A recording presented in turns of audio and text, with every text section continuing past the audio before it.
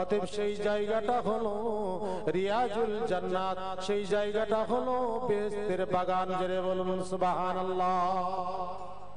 সেই জায়গাটা হলো বেহেশতের বাগান। সাহাবীরা তোমরা সেই জায়গায় বসেছো। তাই বাবাজিরা, এই যে বেহেশতের বাগানে কারা বসতে পারে? একমাত্র বেহেশতে মেহমানরা তারাই বসবে, সৌভাগ্য ব্যক্তিরা বসবে। কারা বসতে পারে? মুর্শিদা হুজুর কিবলা তিনি বলেছিলেন, এই যে বেহেশতের বাগানে, এই যে মজলিসে, এই হেদায়েতের মজলিসে, এই গুনাহ মাফের মজলিসে, আল্লাহর ভালোবাসা লাভ করার মজলিসে কারা বসতে পারে? কাদের বসার সৌভাগ্য হয়? তিন ব্যক্তির বসার সৌভাগ্য হয়।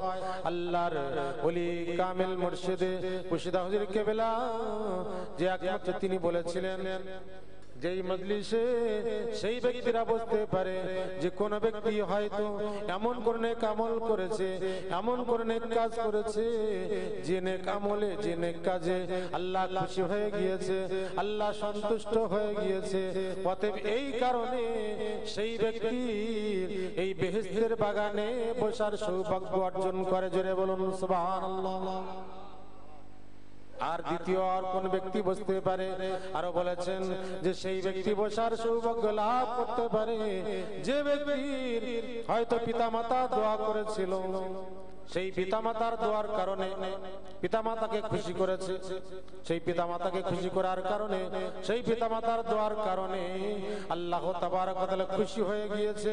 অতএব সেই ব্যক্তিকে এই হেদায়েতের মজলিসে, এই বেহেশতের বাগানে বসার সৌভাগ্য দান করে। জোরে বলুন সুবহানাল্লাহ। আর কোন ব্যক্তি বসতে পারে?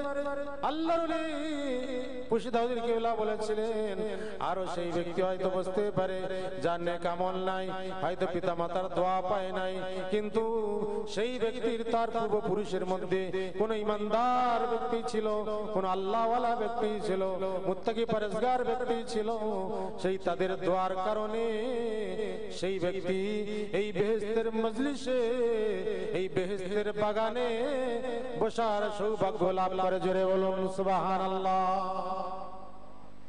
তাহলে কোন মজলিস, কত ফজিলত, কত সওয়াব। আজ আমরা দুনিয়ার কিছু মানুষ বলবো শুধু এই মজলিসের এত সওয়াব ফজিলত, এই মজলিসে এত নেকি। দুনিয়া তো আরো কত মজলিস আছে, দুনিয়া তো আরো কত নেক কাজ, সৎ কাজ আছে। তাহলে সেই সমস্ত মজলিসে বসলে কি এই সওয়াব ফজিলত কি পাওয়া যাবে না? হ্যাঁ, সেই সমস্ত মজলিসে বসলে পাওয়া যাবে, কিন্তু এই শর্ত অনুযায়ী সেই মজলিসে বসলে এই সওয়াব পাওয়া যাবে। কি শর্ত? যে সেই সমস্ত মজলিসটা শরিয়াত আর তরিকত দুটো যোগ হতে হবে। অতএব সেই মজলিসটা কোন কামিল ওলির আদেশ হুকুমে যদি হয়, কোন আল্লাহওয়ালা ব্যক্তির আদেশে হুকুমে যদি হয়, একমাত্র তালে বাবা সেই মজলিসে বসলে শরিয়াত মতো এবং তরিকত হলো কামিল ওলির আদেশ হুকুম, তাহলে বাবা সেই সমস্ত মজলিস, সেটা জলসা হোক, মিলাদ হোক, মাহফিল হোক, আইসালে সওয়াব হোক, আজিমুস শান হোক, দুনিয়ার যে কোনো নেক কাজ হোক না কেন, যদি সেই মজলিসটা শরিয়াত আর তরিকত দুটো যোগ থাকে, তাহলে সেই মজলিসে বসলেও এই সমস্ত সওয়াব ফজিলত লাভ করতে পারবে। জোরে বলুন সুবহানাল্লাহ। কিন্তু সেই সমস্ত মজলিসটা কি শরিয়াত আর তরিকত মতো কি হয়, এই চিন্তাটা যদি একটু করা যায় তাহলে আমরা বুঝতে পারবো যে শরিয়াত আর তরিকত কেমন যোগ। শরিয়াত আমরা জানি সবাই যে শরিয়াত কোরআন এবং হাদিস ইজমা কিয়াস, এটা হলো শরিয়াত, যে একমাত্র নামাজ কায়েম করা, কোরআন ওয়াজিফা আমল করা, জিকির করা, তাসবিহ তাহলিল করা, হালাল খাদ্য খাওয়া, সুদ থেকে বিরত থাকা, মানুষের ভালো উপকার করা, যে দুনিয়ার সমস্ত নেক কাজ সৎ কাজ, এটা হলো শরিয়াত। তরিকত আবার কি? তরিকাতুল এবার আরেকটা যোগ যে আমার দুনিয়ার শরীয়ত মতো সবকিছু আছে, কিন্তু আমার আমলটা ইবাদতটা আল্লাহর দরবারে গ্রহণযোগ্য হবে কিনা, আল্লাহর দরবারে কবুল হবে কিনা, আল্লাহর কাছে পৌঁছাবে কিনা, আল্লাহ তাবারক ওয়া তাআলা খুশি হবেন কিনা, এইটা জানার জন্য তরিকাতের প্রয়োজন। এইটা জানার জন্য কার কাছে জিজ্ঞাসা করব, এইটা জানার জন্য কোন হাদিস পড়ব, এইটা জানার জন্য কোন কিতাব পড়ব, এইটা জানার জন্য কার কাছে যাব, এইটা জানার জন্য যে একমাত্র আল্লাহর তরফ থেকে আল্লাহর খাস বান্দাদের কাছে জানতে হবে, আল্লাহর খাস বান্দার অনুমতি নিতে হবে, আল্লাহর খাস বান্দাদের আদেশ হুকুম নিতে হবে। তারা যদি আদেশ হুকুমটা দেয় তাহলে তরিকা যোগ হয়ে যাবে, তাহলে আমার আমলটা ইবাদতটা আল্লাহর কাছে পছন্দনীয় হয়ে যাবে, সওয়াব ফজিলতটা পূর্ণভাবে পেয়ে যাব। জোরে বলুন সুবহানাল্লাহ। যেমন একটা মিসাল স্বরূপ, আল্লাহর নবীর কাছে রাসূলের কাছে এক সাহাবী গিয়ে বললেন, ইয়া রাসূলুল্লাহ, ইয়া হাবিবাল্লাহ, হুজুর আমি জিহাদের ময়দানে যাব, যুদ্ধের ময়দানে যাব, হুজুর আপনি যদি অর্ডারটা দেন, হুকুমটা দেন, আমি জিহাদের ময়দানে যাব।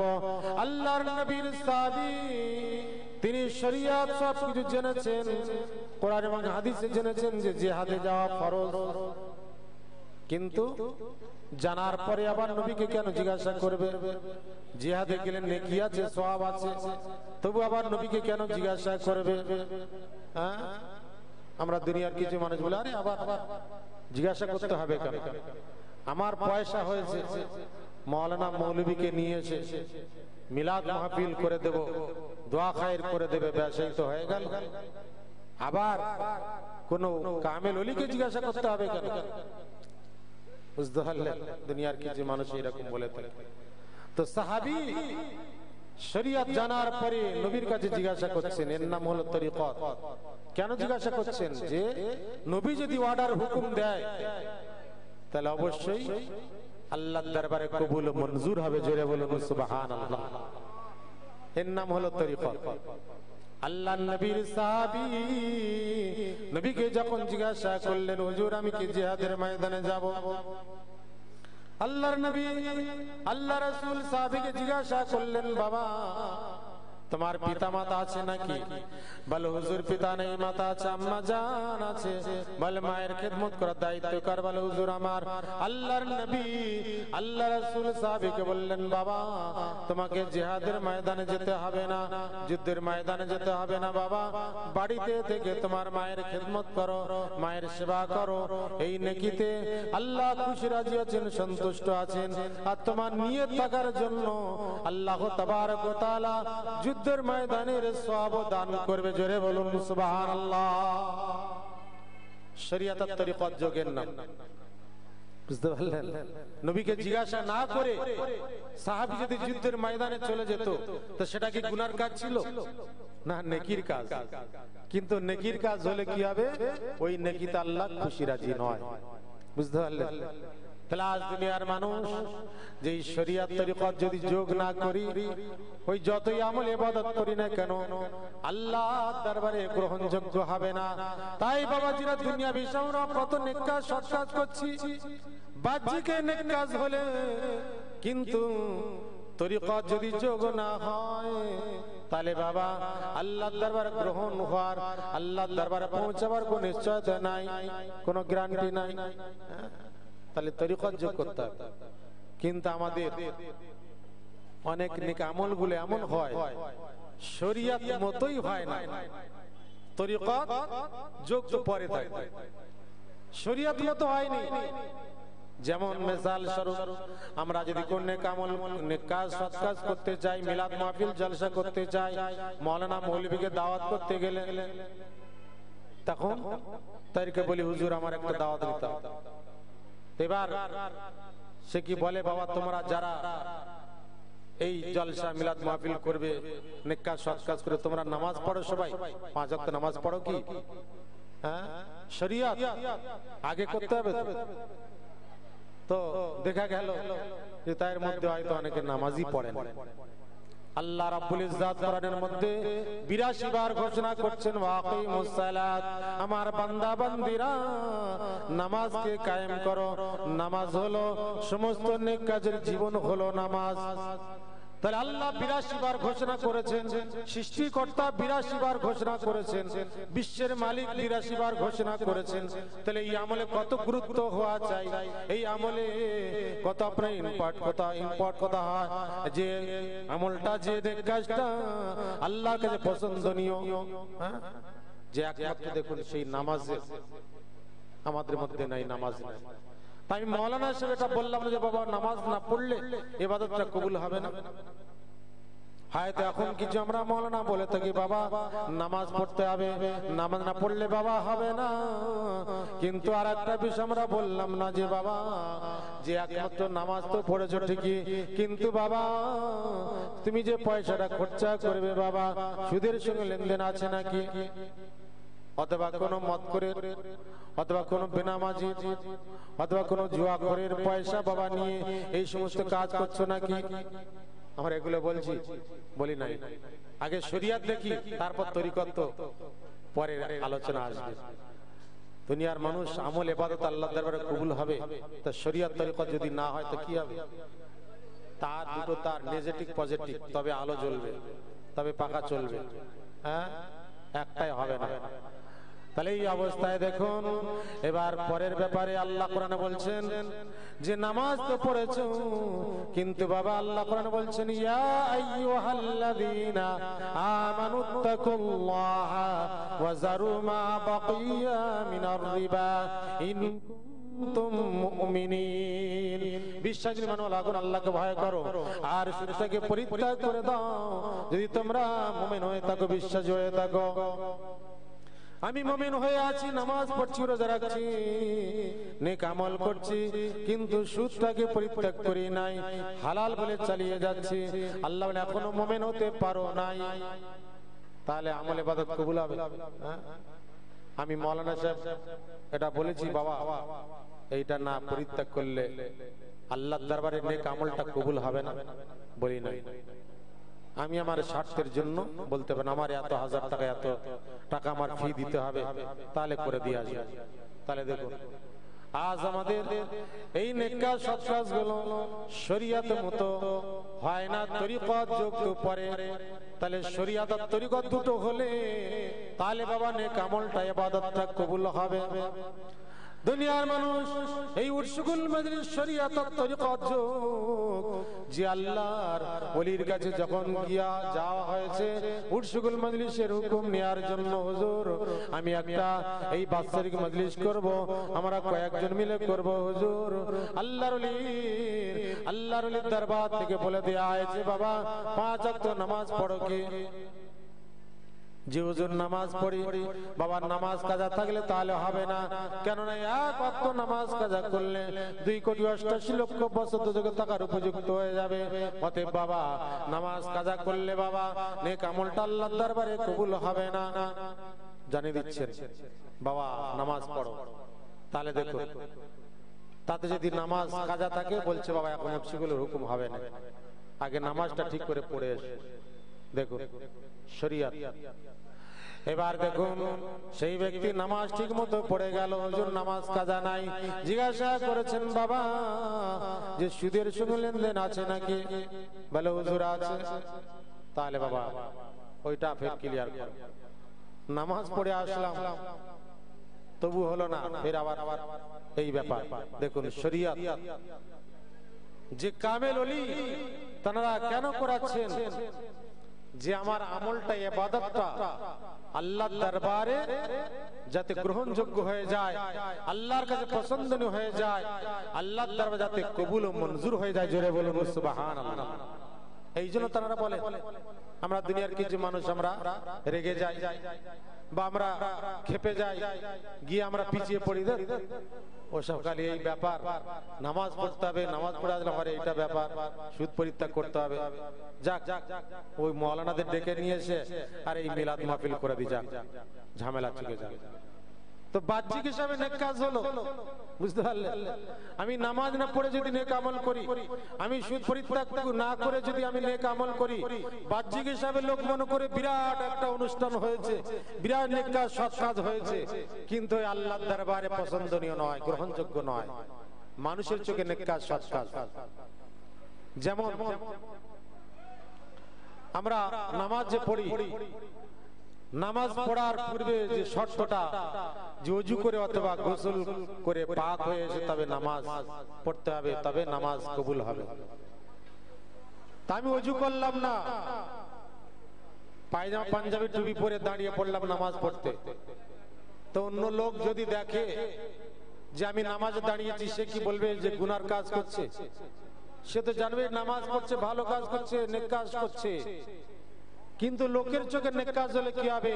এই নামাজ আল্লাহর দরবারে গ্রহণযোগ্য নয়, যেহেতু তুমি নামাজে পড়তে শর্ত পালন করে নাই, ওযু করো নাই, অথবা গোসল করো নাই, তোমার শরীর পাক হয়নি। তাহলে দেখো, লোকের চোখে নেক কাজ হলে হবে না, একমাত্র গ্রহণযোগ্য আমল করতে হবে, আল্লাহর কাছে পছন্দনীয়। মানুষ ভাববে বিরাট অনুষ্ঠান, বিরাট নেক কাজ সৎ কাজ হচ্ছে, কিন্তু না, যে খালেস আল্লাহর রাস্তা, আল্লাহর জন্য হতে হবে, আল্লাহকে খুশি করার জন্য হতে হবে, এবং এই নেক আমলটা কবুল হওয়ার যে শর্ত আছে সেই শর্ত পালন করতে হবে, তাহলে আমার নেক আমলটা কবুল হবে। এবার আল্লাহর ওলির কাছে যখন গেলেন, হুজুর সুদ পরিত্যাগ করেছি, যা ছিল বই আপডেট করে সুদের টাকা সবকিছু কাকচুলি খাইয়ে এসেছি হুজুর। হ্যাঁ, এবার কামেল মুর্শিদ হুকুম দেবেন, ঠিক আছে বাবা, এবার উর্সুকুল মজলিস হবে। তাহলে কি হলো? এই হুকুম পাওয়া গেল, তার মানে কি? ইলহামের মাধ্যমে আল্লাহ তরফ যখন হুকুম হলো, তাহলে আল্লাহ নবী রাজি আছেন, আল্লাহ খুশি রাজি আছেন, আমার আমল ইবাদতটা আল্লাহর দরবারে কবুল ও মঞ্জুর হবে। জোরে বলুন সুবহানাল্লাহ। এর নাম উর্সুকুল মজলিস, এর নাম সবরে শামিল ফাতিহার দোয়ার মজলিস, খুশির মজলিস। আর দুনিয়ার অন্যান্য মজলিসের আর এই মজলিসের তফাৎ এটাই, এই মজলিসের ফজিলত সব এই জন্যই কারণ।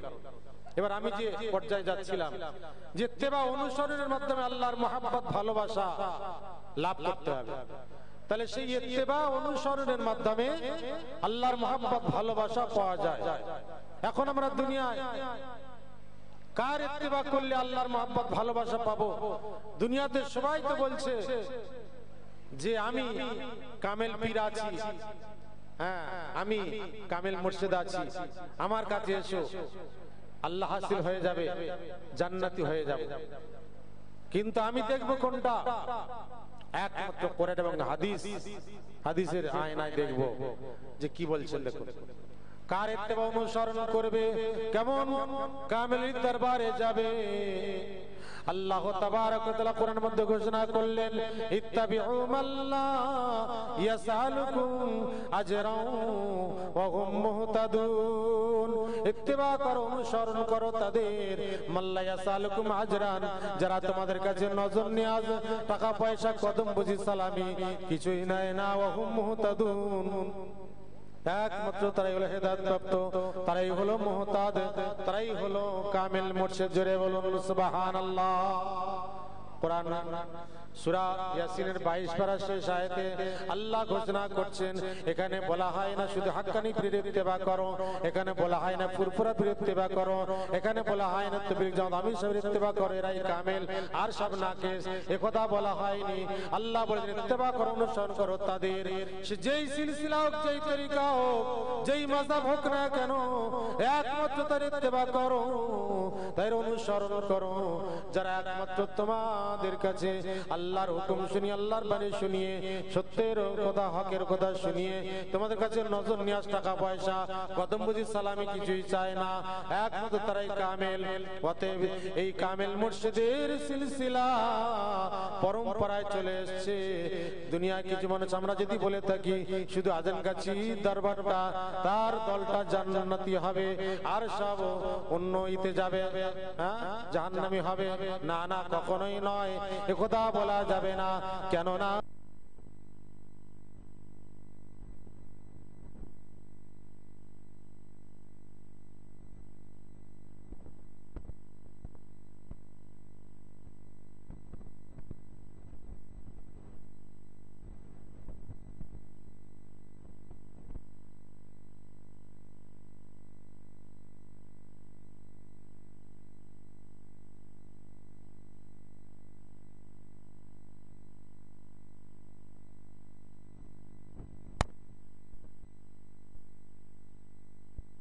আদর্শ এই ছিল যে একমাত্র তার আল্লাহর আদেশ হুকুম শুনিয়ে কোন নজনিয়া তোফা সালামি নিতেন না। বর্তমান সময়ে হযরত মাওলানা আজম গাছি রাহমাতুল্লাহ আলাইহির দরবার একমাত্র সেই আকীদ।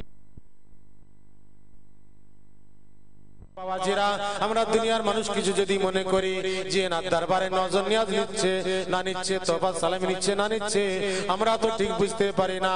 আমরা তো মাসে একবার যাই, আমরা তো বছরে একবার যাই, তাহলে আমরা কি করে বুঝবো ইনি কামেল কিনা?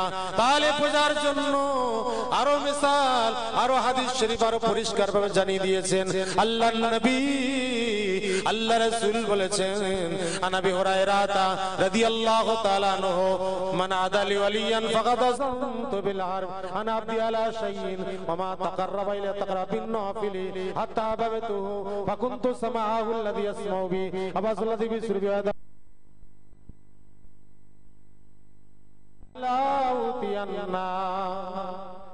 আল্লাহ নবী হাদিস পাক জানালেন, আবু হুরায়রা থেকে বর্ণনা, যে ব্যক্তি আমার খেলাফ যুদ্ধ ঘোষণা রইল, ফাকাদ আযানতু বিল হারব আনা আবদি আলা শাইইন ওয়া মা তাকাররাবা ইলা তাকরাবিন নাফিলি। কোন ওলির বিরুদ্ধে কথা বললে যুদ্ধ ঘোষণা রইল, কোন মুর্শিদের বিরুদ্ধে কথা বললে যুদ্ধ ঘোষণা রইল। আল্লাহর নবী রাসূল জানিয়েছেন, আনা আবদি আলা শাইইন ওয়া মা তাকাররাবা ইলা তাকরাবিন নাফিলি হাত্তা বাবতুহু ফাকুনতু সামাউ আল্লাযী ইয়াসমাউ বি আবাসাল্লাযী বিসুরবিয়া ওয়া ইয়াদাহু আল্লাতী ইয়াবতিশু বিহা ওয়া রিজলাহু আল্লাতী ইয়ামশি। যে সমস্ত আল্লাহর বান্দা বান্দীরা আল্লাহকে খুশি করার জন্য, আল্লাহর রেজামন্দি লাভ করার জন্য, আল্লাহর মহব্বতে ভালোবাসায় দুনিয়ার আয়েশারামকে, দুনিয়ার লোভ লালসাকে পরিত্যাগ করে দিয়েছে বিন্নাফিলি, এবং তারা নফল ইবাদতে জিকিরের মধ্যে লিপ্ত হয়ে গিয়েছে। হাত্তা হাবাবতুহু, আল্লাহ বলেন তারাই আমার কাছে সবথেকে প্রিয় হয়ে গিয়েছে। জোরে বলুন সুবহানাল্লাহ। তাহলে আপনি আমি এবার দেখবো কে কামেল ওলি, তার আপনার আদর্শটা দেখুন, যে আল্লাহর মহব্বতে, আল্লাহর ভালোবাসায় দুনিয়ার আয়েশারামকে লোভ লালসাকে পরিত্যাগ করে দিল। যে একমাত্র এই বর্তমান সময়ে, এই বর্তমান জামানায় যদি দেখতে হয় আল্লাহর মহব্বতে ভালোবাসায় একমাত্র জীবন উৎসর্গ করেছে হযরত মাওলানা আজম গাছি রাহমাতুল্লাহ আলাইহি। 14 বছরের আপনার জঙ্গলে সাধনা সংগ্রাম করেছে। তিনি জমিদারের সন্তান ছিল, জমিদারের ছেলে ছিল, স্কুল কলেজে মাদ্রাসায় সমস্ত কিছু ডিগ্রি লাভ করেছিল। সমস্ত ডিগ্রি লাভ করার পরে, মাওলানা মুফতি হওয়ার পরে, হাদিস শিক্ষা লাভ করার পরে তিনি ইলমের অহংকারকে চূর্ণ করলেন। আজ আমরা দুনিয়ার মাঝে কিছু ইলম হাসিল করলে আমরা ফুলে ফেপে যাই যে আমি একটা বিরাট হয়ে গিয়েছি, আর কোনো কামলির কাছে যাওয়ার প্রয়োজন নাই, আর কোনো কামলির দরবারে যাওয়ার দরকার নাই, আমি একবার আল্লাহকে হাসিল করে ফেলবো।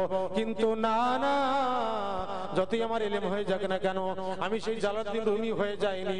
জালালউদ্দিন রুমি ছিল মস্ত বড় উলামা, মুহাদ্দিস ছিল, 1 মাইল শুধু তার কিতাব ঘর ছিল, কিতাবখানা ছিল, তানাকেও যেতে হয়েছিল একজন কামিলের দরবারে। আমি ফখরুদ্দিন রাজি হয়ে যাইনি। এত বড় একজন উলামা ছিল, 360টা ঈমান সম্পর্কে দলিল লিখেছিল, তানাকে একজন কামিলের দরবারে নাজমুদ্দিন কুবরা রাহমাতুল্লাহ দরবারে যেতে হয়েছিল। জোরে বলুন সুবহানাল্লাহ। তাই দুনিয়ার মানুষ হযরত মাওলানা আজম গাছি রাহমাতুল্লাহ আলাইহি তিনি সমস্ত ডিগ্রি লাভ করার পরে এবার তরিকতকে যোগ করার জন্য, আল্লাহকে হাসিল করার জন্য, আল্লাহকে খুশি করার জন্য ইলমের অহংকারকে চূর্ণ করে দিয়ে তিনি ইত্তেবা অনুসরণের জন্য চলে গেলেন। 8 জন কামিলুলির কাছে চলে গেলেন। এক তরিকার নয় বাবা, 4 তরিকার, কাদেরিয়া, চিশতিয়া, নকশবন্দিয়া, মুজাদ্দিদিয়া। আমরা একটা তরিকা করে, আমি বলি আমি কাদেরিয়া করি, ওই চিশতিয়া করব না, আমি চিশতিয়া করি, নকশবন্দিয়া করব না, আমি নকশবন্দিয়া করি, মুজাদ্দিদিয়া করব না।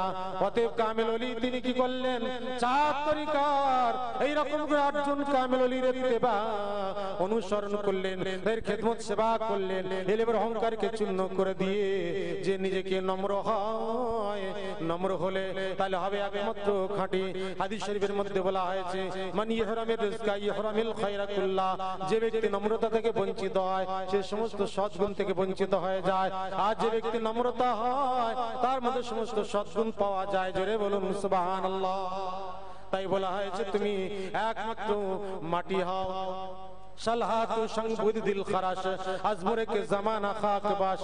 বহুদিন তো শক্ত পাষাণ হয়ে দিন কাটালে, একবার অন্তত মাটি হয়ে দেখো। কেননা পাথরে রং বেরঙের পাথরে ফলের ফুলের গাছ জন্মায় না, মাটিতেই রং বেরঙের ফল ফুলের গাছ জন্মায়, আর তার দ্বারাই মানুষ উপকার লাভ করে। জোরে বলুন সুবহানাল্লাহ। হযরত মাওলানা গাজী রাহমাতুল্লাহ আলাইহি তিনি সেই নম্রতা স্বীকার করে 8 জন কামিলের নেতৃত্ব অনুসরণ করে এখানে শেষ করলেন না। 14 বছর সুরির জঙ্গলে সাধনা করলেন আল্লাহকে হাসিল করার জন্য। এবার জিকিরের মধ্যে লিপ্ত হলেন। আদেশের ছোলা নিয়ে 1 সপ্তাহ কাটাতেন। আদেশের ছোলা নিয়ে 1 সপ্তাহ প্রতি শুক্রবারে জুম্মায় নামাজ পড়ে আদেশের ছোলা নিয়ে আবার চলে যেতেন। এইরকম করে আল্লাহকে হাসিল করেছেন 14 বছর সাধনা। সংক্ষিপ্ত একটা কবিতা দেখুন যে তার সাধনা সম্পর্কে। কে আল্লাহর প্রেম সাগরে ডুব দিয়ে ভাসিয়ে দিলেন জমিদারি, কে ফকিরে বেশে এলেন চলে মানিকতলা বাগমারি। সে যে কামেল মুর্শিদ আল্লাহর ওলি সুফি আজান গাছি রাহমাতুল্লাহ আলাইহি। কার কাছে মক্কার হেরেম শরীফের ইমাম এসেছে, কার কাছে আবু জেহেলের হাতে কলেমা পড়া পাথর পীর সিলসিলায় এসেছে। সে যে কামেল মুর্শিদ আল্লাহর ওলি সুফি আজান গাছি রাহমাতুল্লাহ আলাইহি। কে আদেশের ছোলার বিনিময়ে কাটিয়ে দিত 7টি দিন, আর কে রোজার মাসে ইফতারিতে খেত পাতা নিম। জোরে বলুন সুবহানাল্লাহ। কে আপনার আদেশের ছোলার বিনিময়ে কাটিয়ে দিত 7টি দিন, আর কে রোজার মাসে ইফতারিতে খেত পাতা নিম। সে যে কামেল মুর্শিদ আল্লাহর ওলি সুফি আজান গাছি রাহমাতুল্লাহ আলাইহি। কে ফানা ফিল্লাহ খোদার সাথে নিজের নামকে মিটিয়ে দিয়েছে, আর কে ইটের বালিশ মাথায় রেখে হুজুরাতে রাত কাটিয়েছে। বলুন সুবহানাল্লাহ। এইরকম সাধনা সংগ্রাম করে আল্লাহকে হাসিল করলেন, আল্লাহর রহমত লাভ করলেন, আল্লাহকে খুশি করলেন। আল্লাহ তাবারক ওয়া তাআলা খুশি রাজি ও সন্তুষ্ট হয়ে বলছেন, ও বান্দা তুমি আমার কাছে কি চাও বলো। আমার জন্য এইভাবে সাধনা সংগ্রাম করেছো, আমি তোমার প্রতি খুশি রাজি। এই সুবর্ণ সুযোগে হযরত মাওলানা গাজী রাহমাতুল্লাহ আলাইহি তিনি নিজের জন্য চাইলেন না, নিজের ছেলে পুলাদের জন্য চাইলেন না, পাড়ার জন্য চাইলেন না, সারা বিশ্বের মানুষের জন্য এই সুবর্ণ সুযোগে আল্লাহর কাছে চাইলেন, আল্লাহ আমি আপনার কাছে চাই যে সারা বিশ্বের মানুষেরা এইভাবে সাধনা করতে পারবে না, এইভাবে ত্যাগ করতে পারবে না, তাহলে কি আল্লাহ আপনার কি খুশি, আপনাকে কি সন্তুষ্ট করতে পারবে না, আপনার ভালোবাসা কি তারা পাবে না। আল্লাহ আপনার কাছে চাই, আপনার বান্দা বান্দীদের জন্য সারা বিশ্বের মানুষের জন্য চাই এমন একটা ওজিফা দেন, এমন একটা জিকির দেন, এমন কি যে আদেশ হুকুম আমাকে জানিয়ে দিন, যে আদেশ হুকুমটা নিয়ে আপনার বান্দা বান্দীদের কাছে পৌঁছে দেব। তারা যদি সেই আদেশ হুকুমটা পালন করে আল্লাহ, তারা যদি সেই জিকিরটা করে আল্লাহ, আপনি তাদের প্রতি খুশি রাজি হয়ে যাবেন। আল্লাহ আপনি তার আমলটা ইবাদতটা কবুল ও মঞ্জুর করে নেবেন। জোরে বলুন সুবহানাল্লাহ। তাহলে আল্লাহকে হাসিল করে আজ আল্লাহর কাছে চাইলেন, আল্লাহ খুশি রাজি হয়ে কি দিলেন এই কোরআন ওজিফা। এই কোরআনের সূরা যেটা হাদিস শরীফ মোতাবেক একবার আলহামদুলিল্লাহ পুরো সূরাটা পড়লে 20 পারা কালাম পাকের সওয়াব পাওয়া যায়, 3 বার কুল আল্লাহ পড়লে 1 খতম কালাম পাক পড়ার সওয়াব পাওয়া যায়, ফালাক নাস পড়লে জাদু টোনা জিন মুদ্রা থেকে রক্ষা পাওয়া যায়, দরুদ শরীফ পড়লে 10টা রহমত দেওয়া হয়, 10টা গুনাহ maaf, 10টা দরজা বাড়িয়ে দেওয়া হয়, তার দোয়া ফরিয়াদ আল্লাহর দরবারে কবুল ও মঞ্জুর হয়। জোরে বলুন সুবহানাল্লাহ। এটা হাদিস শরীফ মোতাবেক এই সওয়াবটা পাওয়া যাবে, কিন্তু তিনি তো আল্লাহর কাছ থেকে কবুল করে নিয়েছেন। অতএব যে বান্দারা বান্দিরা এই কোন ওজিফাটা আমল করবে আল্লাহর দরবারে অবশ্যই অবশ্যই কবুল ও মঞ্জুর হয়ে যাবে। জোরে বলুন সুবহানাল্লাহ। এবং তার সঙ্গে কয়েকটা আদেশ হুকুম আল্লাহর কাছ থেকে তিনি জেনে নিলেন এবং সারা বিশ্বের মানুষের জন্য যে কিভাবে তারা আমলটা ইবাদতটা করবে আল্লাহ রাব্বুল আলামিন জানিয়ে দিলেন। এই 5 ওয়াক্ত নামাজের সঙ্গে ওজিফাটা পড়বে। আর কি বাবা, যে হালাল রুজি খাবে, সুদ থেকে বিরত থাকবে, সুদটাকে পরিত্যাগ করবে, হারামকে পরিত্যাগ, নাজায়েজকে পরিত্যাগ করবে। আর বাবা যাদের পিতামাতা রয়েছে পিতামাতার খেদমত সেবা করবে, মা বোনের স্বামী স্ত্রীর খেদমত সেবা করবে। আর পরের হককে মারবে না বাবা। যাদের হজ ফরজ হজ করতে হবে, যাকাত ফরজ যাকাত দিতে হবে বাবা। আর রমজান শরীফ রোজা রাখতে হবে। এই কয়েকটা আদেশ হুকুম পালন করবে। আল্লাহর তরফ থেকে আল্লাহর ওলি এই যে উৎসুকুল মজলিসের মাধ্যমে এই যে জানিয়ে দেওয়া হচ্ছে বাবা, অতএব এটা আল্লাহর কাছ থেকে একমাত্র কবুলিয়াত জিনিস রয়েছে। জোরে বলুন সুবহানাল্লাহ। আমি আপনি মনে করি হয়তো যে আমি ওই হুকুমে না পড়ে নিজের ইচ্ছায় পড়বো, কিন্তু না বাবা, নিজের ইচ্ছায় পড়লে সেটা আল্লাহর দরবারে গ্রহণযোগ্য হবে না, অতএব আপনার তরিকা যোগ্য হবে না। এই জন্য করে এই প্রসঙ্গে একটা ছোট্ট মিসাল হযরত খাজা মুঈনুদ্দিন চিশতি রাহমাতুল্লাহ আলাইহি তার পীরের কাছে গিয়েছিলেন। খাজা উসমান হারুনি চিশতি রাহমাতুল্লাহর কাছে বায়াত হওয়ার জন্য, মুরিদ হওয়ার জন্য, হুজুর আমাকে বায়াত অনুসারী করে নিন। আল্লাহর ওলি হযরত খাজা উসমান হারুনি চিশতি রাহমাতুল্লাহ বললেন, বাবা তোমাকে মুরিদ করব, অনুসারী করব, কিন্তু একটা শর্ত পালন করতে হবে। বলে কি শর্ত? বলছে বাবা এই সূরা ফাতিহা আলহামদুলিল্লাহ 1000 বার আল্লাহর দিকে ধ্যান রুজু করে আল্লাহর দিকে মন করে পড়ে আসতে হবে। তিনি ওই সময় বলেছিলেন, হুজুর আমি তো আলহামদুলিল্লাহ পড়ি, সূরা ফাতিহা পড়ি, সূরা ফাতিহা প্রায় পড়ে থাকি, প্রতি নামাজে প্রতি রাকাতে আলহামদুলিল্লাহ পড়তে হয়, তাহলে নামাজ হয় না, এছাড়া আমি তো পড়ে থাকি। আল্লাহর ওলি হযরত খাজা উসমান হারুনি চিশতি রাহমাতুল্লাহ বলেছিলেন, বাবা তুমি তো পড়েছো এতদিন, তাই নিচের দিকে চেয়ে দেখো কি দেখছো বলো। নিচের দিকে চেয়ে দেখলেন আপনার পাটি বিছানা আছে, জমিন আছে, মাটি আছে, এই দেখলেন। তিনি বলছেন যাও বাবা এবার পড়ে এসো। হুকুমে পড়ার কি ফজিলত, হুকুমে পড়ার কি মূল্য। তাই তিনি ওই হুকুমে পড়ে আসলেন 1000 বার আলহামদুলিল্লাহ সূরা ফাতিহা পড়ে আসার পরে বলছে ভাই এবার নিচের দিকে চেয়ে দেখো। নিচের দিকে চেয়ে দেখলেন কি 7 শাবক জমিন তাহাতা সারা পর্যন্ত তিনি তার চোখে দেখতে পাচ্ছেন। জোরে বলুন সুবহানাল্লাহ। কোন চক্ষু খুলেছে, কোন নূর লাভ করলো, একমাত্র হুকুমের মাধ্যমে কোন ফয়েজ পেল।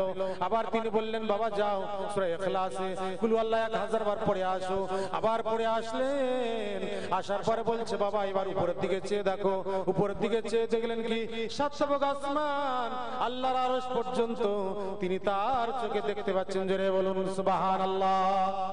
তাই এই জন্য হযরত মাওলানা গাছী রাহমাতুল্লাহ আলাইহি তিনি আমাদের জন্য, সারা বিশ্বের মানুষের জন্য যে তরিকা, যে সিলসিলা, যে মাযহাব হও না কেন বাবা, কোরআন ওজিফাটা আমল করো, করলে কি ফজিলত লাভ করবে, আল্লাহ দ্বারা কবুল হয়ে যাবে, আর কি সওয়াবটা পাবে। সারা বিশ্বের কোটি কোটি মানুষের দোয়ার মধ্যে আমি আপনি শামিল হয়ে যাব। আমরা কোনো মুসিবতে পড়লে, কোনো আপনার বিপদে পড়লে বলি মাওলানা সাহেব একটু দোয়া করুন, হাফেজ সাহেব একটু দোয়া করুন, হাই সাহেব একটু দোয়া করুন, আমি সমস্যায় আছি। কিন্তু আল্লাহর ওলি তিনি এমন একটা সিস্টেমে ওজিফাটা দিলেন বাবা, আর আমাকে দোয়ার জন্য বলতে হবে না। শুধু তাই নয়, কিয়ামতের ময়দানে একটা নেকির জন্য, একটা আপনার ওই আমলের জন্য ছোটাছুটি দৌড়াদৌড়ি করতে হবে। ভাইয়ের কাছে যাবে দেবে না, মায়ের কাছে যাবে দেবে না, আব্বার কাছে যাবে দেবে না, বিবির কাছে যাবে দেবে না, আপনার ছেলের কাছে যাবে দেবে না। অতএব সে কিয়ামতের ময়দানে এরকম ছোটাছুটি করতে হবে, কেউ দেবে না। হযরত মাওলানা গাছী রাহমাতুল্লাহ আলাইহি তিনি এমন একটা সিস্টেম ওজিফাটা দিলেন, যে ব্যক্তি ওজিফাটা আমল করবে কোটি কোটি মানুষের দোয়ার মধ্যে শামিল হয়ে যাবে, দুনিয়াতে থাকায়ও পাবে, আর কবরে শুয়ে পড়লো কবরে শুয়ে শুয়ে পাবে। জোরে বলুন সুবহানাল্লাহ। পৃথিবীর যে প্রান্তে থাকো না কেন, যে কবরস্থানে থাকো না কেন, কুড়ে ঘরে থাকো আর বিল্ডিং এ থাকো, যদি ছোট্ট কান ওজিফাটা আমল করো, পড়তে মাত্র 2 থেকে 3 মিনিট, 4 মিনিট, 5 মিনিট সময় লাগবে। অতএব বাবা যদি আমল করো, আমি নারী হই অথবা নর হই, আমি পুরুষ হই অথবা যুবক হই, আমি ছেলে হই অথবা চাষি হই, যেই হই না কেন বাবা, যদি আমি ওজিফাটা আমল করি, কিছুদিন হয়তো আমল করে আমি দুনিয়া থেকে চলে গেলাম, কবরের মধ্যে শুয়ে পড়লাম, আমার জন্য কেউ নেকি পাঠাবে কি পাঠাবে না তার কোনো নিশ্চয়তা নাই, আমার আত্মীয় আমার জন্য দোয়া করবে কি করবে না। কিন্তু যদি কোরআন ওজিফাটা আমল করে যায়, কিয়ামত পর্যন্ত কোটি কোটি মানুষের দোয়া আমার কবরে চলে যাবে, আমার আমলনামা হাজির হয়ে যাবে, কিয়ামতের ময়দানে নেকির পাহাড় নিয়ে উঠবো। জোরে বলুন সুবহানাল্লাহ। আল্লাহর কাছে ফরিয়াদ, আল্লাহ এত নেকি করার সময় সুযোগ আমার হয়নি, এত নেকি আমার কোথা থেকে হলো? আল্লাহ রাব্বুল ইজ্জাত রব্বুল আলামিন ওই সময় বলবে, ওরে বান্দা তুমি আমার এমন এক খাস জামাতের দলভুক্ত হয়েছিলে, আমার এক খাস জামাতের সঙ্গে তোমার যোগ ছিল, সে আমার বান্দারা তোমার জন্য দোয়া করেছিল, ইলাহি রহমত জিয়াদা কর, যার ওজিফা পড়েন জিন্দা মুর্দা তাদের উপর এই যে মোনাজাত দোয়া করেছিল, তাদের দোয়াটা তোমার আমলনামে হাজির হয়ে গিয়েছে। যাও যাও, তোমার আর কোনো চিন্তা নাই, তোমার আর কোনো ভাবনা নাই, লা খাউফুন আলাইহিম ওয়া লা হুম ইয়াহজানুন। যাও যাও, তুমি নেকিগুলো নিয়ে বেহেশতে আনন্দে পৌঁছে যাও। জোরে বলুন সুবহানাল্লাহ। ফাদখুলি ফি ইবাদি ওয়াদখুলি জান্নাতি, যে আল্লাহর খাজিবাদী বান্দার মধ্যে দাখিল হবে, ওয়াদখুলি জান্নাতি, আল্লাহ অবশ্যই আমি তাকে জান্নাতে দাখিল করে। জোরে বলুন সুবহানাল্লাহ। তাই হযরত মাওলানা গাছী রাহমাতুল্লাহ আলাইহির এই কোন ওজিফা পড়ে আমল করে আল্লাহর ভালোবাসা মুহাব্বত আজ লাভ করছে। দেখুন পৃথিবীর মানুষরা, পীর ভাইরা, পীর বোনেরা আল্লাহর মুহাব্বত ভালোবাসা এমন তারা লাভ করেছে, তার নামাজ কাজা করতে চায় না। মুহাব্বত ভালোবাসার প্রমাণ আমি আর বেশি পারুন 2 মিনিট বলেই বসে যাব। মাওলানা সাহেব রোজ বাংলাদেশের মাওলানা, বুঝতে পারলেন? দেখুন যে আল্লাহর মুহাব্বত ভালোবাসার কারীর কাছ থেকে এই মুহাব্বত ভালোবাসা লাভ করা যায়। যিনি আল্লাহকে ভালোবেসে মুহাব্বত করেছেন, আলেমের কাছ থেকে ইলম পাওয়া যায়, হাফেজের কাছ থেকে হাফেজ হওয়া যায়, ডাক্তার কাছে ডাক্তার হবে, ইঞ্জিনিয়ার কাছে ইঞ্জিনিয়ার হবে, ছুতার মিস্ত্রির কাছে ছুতার মিস্ত্রি হবে। যে যে ডিগ্রি লাভ করে তার কাছে আমি সেই ডিগ্রি লাভ করতে পারবো। কিন্তু আমি আল্লাহকে হাসিল করতে চাই, আমি আল্লাহর মুহাব্বত ভালোবাসা লাভ করতে চাই, কার কাছে যাব? যিনি আল্লাহর মুহাব্বত ভালোবাসা লাভ করেছে, যিনি আল্লাহকে হাসিল করেছে, তার ইত্তেবা করলে আমি আল্লাহকে হাসিল করব। তাই হযরত মাওলানা গাছী রাহমাতুল্লাহ এই পীর ভাই, পীর বোনেরা তারাও দেখুন একমাত্র ইমানদার হয়ে যাচ্ছে, তারা আল্লাহর ওলি হয়ে দুনিয়া থেকে বিদায় হচ্ছে। জোরে বলুন সুবহানাল্লাহ। এই দরবার হাক্কানি দরবার হলো ইমানদার তৈরি করার কারখানা। জোরে বলুন সুবহানাল্লাহ। আল্লাহর ওলি হয়ে তৈরি হওয়ার কারখানা আছে। অতএব এই দরবার দেখুন, যারা আগে নামাজ কাজা করতো কিন্তু সে আর নামাজ কাজা করে না, তার মধ্যে মহব্বত ভালোবাসা এসে গিয়েছে। যে আগে হারাম হালাল বাদ বিচার করতো না, সে আগে এবার দেখুন দরবারে আসার পরে ওজিফা আমল করার পরে সে একমাত্র হারামের দিকে যায় না। দুনিয়ার মানুষ অন্যর প্রতি অত্যাচার জুলুম করতো, কিন্তু এই দরবারে আসার পর মহব্বত ভালোবাসা অত্যাচার জুলুম করে না। যে মানুষ পিতামাতার খেদমত সেবা করতো না, সেই দরবারে আসার পর পিতামাতার খেদমত সেবা করে। যে মানুষ শরাব পান করতো, জুয়া খেলতো, অত্যাচার জুলুম করতো, কিন্তু সেই মানুষ একমাত্র নম্র হয়ে যাচ্ছে, সেই মানুষ আল্লাহর খাস বান্দা হয়ে যাচ্ছে। জোরে বলুন সুবহানাল্লাহ। অতএব কোন দরবার আছে? আল্লাহর ওলি বানাবার কারখানা আছে, ইমানদার বানাবার কারখানা আছে, আরবিল্লাহ বাদশা বানাবার কারখানা আছে। জোরে বলুন সুবহানাল্লাহ। হযরত মাওলানা গাছী রাহমাতুল্লাহর ইত্তেবা অনুসরণ করে আপনার মুয়াজ্জিন রাহমাতুল্লাহ তার প্রথম খলিফা, তিনি আরবিল্লাহর বাদশা তৈরি হলেন।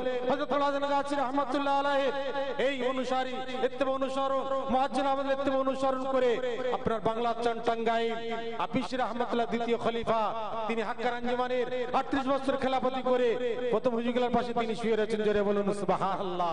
আরবিল্লাহর বাদশা তৈরি হলেন, আরবিল্লাহর বাদশা তৈরি হলেন হযরতে আপনার খুশিদা হুজুর কিবলা রাহমাতুল্লাহ আলাইহি, হুগলি জেলার শামলী সিংহপুর গ্রামের। তিনি হাক্কার আঞ্জুমানে প্রায় 35 বছর খেদমত সেবা করে আজ দেখুন তিনি ওই দ্বিতীয় হুজুরগুলার পাশে শুয়ে রয়েছেন। জোরে বলুন সুবহানাল্লাহ।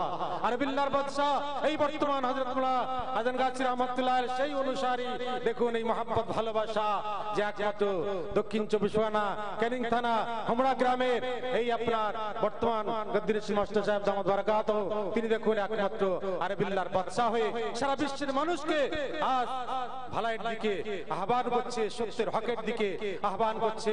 দুনিয়ার মানুষ তোমরা ইমানদার হয়ে যাও, আল্লাহর খাস বান্দা হয়ে যাও, বেহেশতি বান্দা হয়ে যাও, দুজকের আযাব থেকে তোমরা রক্ষা পাওয়ার একমাত্র ব্যবস্থা নিয়ে নাও। জোরে বলুন সুবহানাল্লাহ। আল্লাহ রাব্বুল ইজ্জাত রব্বুল আলামিন আমাদের সকলকে এই কামিল ওলির ইত্তেবা অনুসরণ করার, তার দামানকে ধরে রাখার, तमन्ना दर्द दिल की हो तो कर खिदमत फकीरों की, नहीं मिलता ये गौहर बादशाहों के खजीनों में, गर्द संग खारा ओ मरमर शबी चू बसावे दिल दाशी ओ गौहर शबी। যদি তুমি শক্ত পাষাণ মরমর পাথর হয়ে থাকো, যখন তুমি আল্লাহ প্রেমিক মানুষের খিদমত ও সহবত লাভের সৌভাগ্য অর্জন করবে, তখন তুমি রত্নে পরিণত হয়ে যাবে। জোরে বলুন সুবহানাল্লাহ। আল্লাহ আমাদের প্রত্যেকের বেশি বেশি আমল করার তৌফিক দান করুন। মেয়েদের সম্পর্কে একটা ছোট্ট কবিতা বলে শেষ করে দিচ্ছি। নারীগণ বলিবে শুনো দিয়া মন, নিজ নিজ মন প্রাণে করিবে চিন্তন, দুনিয়ার ধন জন সবাগার সকলে ছাড়িয়া সবে করিবে শয়ন। তাই বলি শুনো এবে যৌবন গৌরবে, ভুলিয়া আল্লাহর আজ্ঞা থেকো না নীরবে। রূপ যৌবনের যদি থাকে অহংকার, গোরস্থানে গিয়া দেখো হাল তো থাকার। কত যে সুন্দরী নারী কবরে শুইয়া রহিয়াছে কতকাল দেখো না ভাবিয়া। নরম গদিতে যারা শুইত সদাই, এবে তারা কি রূপেতে শুয়ে মৃত্তিকায়। যাহারা রূপের গর্বে গর্বিণী ছিল, দেখো তাহাদের রূপ মাটিতে খাইল। কানে দুল নাকে ফুল হীরকের মালা, শিরে শিশি প্রজাপতি সুবর্ণের বালা।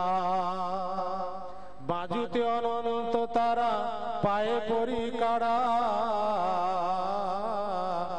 সাজিয়া যে নারীগণ হতো আত্মহারা। এবে কবরেতে দেখো তাহাদের হাল, খাইয়াছে হাড় মাংস সব মহাকাল। কত মাতা কত পিতা কত কন্যা ভ্রাতা, কত ভগ্নী কত নারী কত রানী তথা। আধার কবরে শুয়ে রহিয়াছে হায়, কিন্তু কারো মরণের হাতে বাঁচা দায়। ওগো নারী এখনেতে জীবন থাকিতে, শেষের সম্বল কিছু বেঁধে লাও সাথে। খয়রাত যাকাত আর রোজা ও নামাজ, শরীয়ত মতো চলো ছাড়ো বাজে কাজ। প্রতিসেবী বাকিটুকু লাও পুরা করে, মরণের পরে যদি শান্তি চাহো গোরে। এই তো নসিহত মেরা শেষ করে যাই, কাজেতে আসিবে যদি মনে রাখো ভাই। বলুন সুবহানাল্লাহ। আল্লাহ আমাদের প্রত্যেকের বেশি বেশি আমল করার তৌফিক ক্ষমতা দান করুন, আমিন। দরুদ শরীফ। আল্লাহ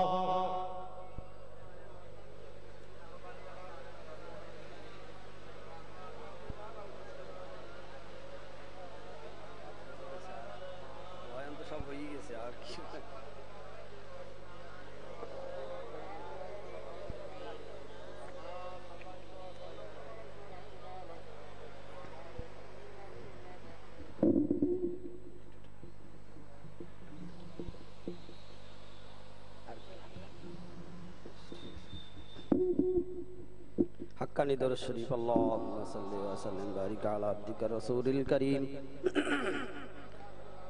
رحمة للعالمين شافي المذنبين سيدنا مولانا نبينا محمد وعلى آله وأهل بيته وأولاده وذريته وأزواجه وصحابه وأوليائه وأمته أجمعين كما صليت وسلمت وباركت رحمت على سيدنا إبراهيم وعلى آل سيدنا إبراهيم إنك حميد مجيد। মেহেরবানি করে আমি আপনাদের প্রায় মাঝে মাঝে অনেক ফাঁকা জায়গা দেখছি, তো এই ফাঁকা জায়গাটা একটু পূরণ করে বসলে কি ভালো হয় নাকি আব্বারা? আমার সম্মানিত ভাইরা, আমরা আগে থেকে একটু পূরণ করে নেই, ওই একটু পরে আবার বলবে হুজুর সামনে একটু আগিয়ে নেন, এই জন্য আমরা আগেই একটু সামনে আগাই। মেহেরবানি করে যার সামনে খালি জায়গা আছে একটু মেহেরবানি করে একটু আগে এসে বসে আর একবার হাক্কানি দরুদ শরীফ পড়ি। আল্লাহুম্মা সাল্লি ওয়া সাল্লিম বারিক আলা আবদিকার রাসূলিল কারীম রাহমাতাল লিল আলামিন শাফিল মুজনিবিন سيدنا مولانا نبينا محمد وعلى آله وأهل بيته وأولاده وذريته وأزواجه وصحابه وأوليائه وأمته أجمعين كما صليت وسلمت وباركت رحمت على سيدنا إبراهيم وعلى آل سيدنا إبراهيم إنك حميد مجيد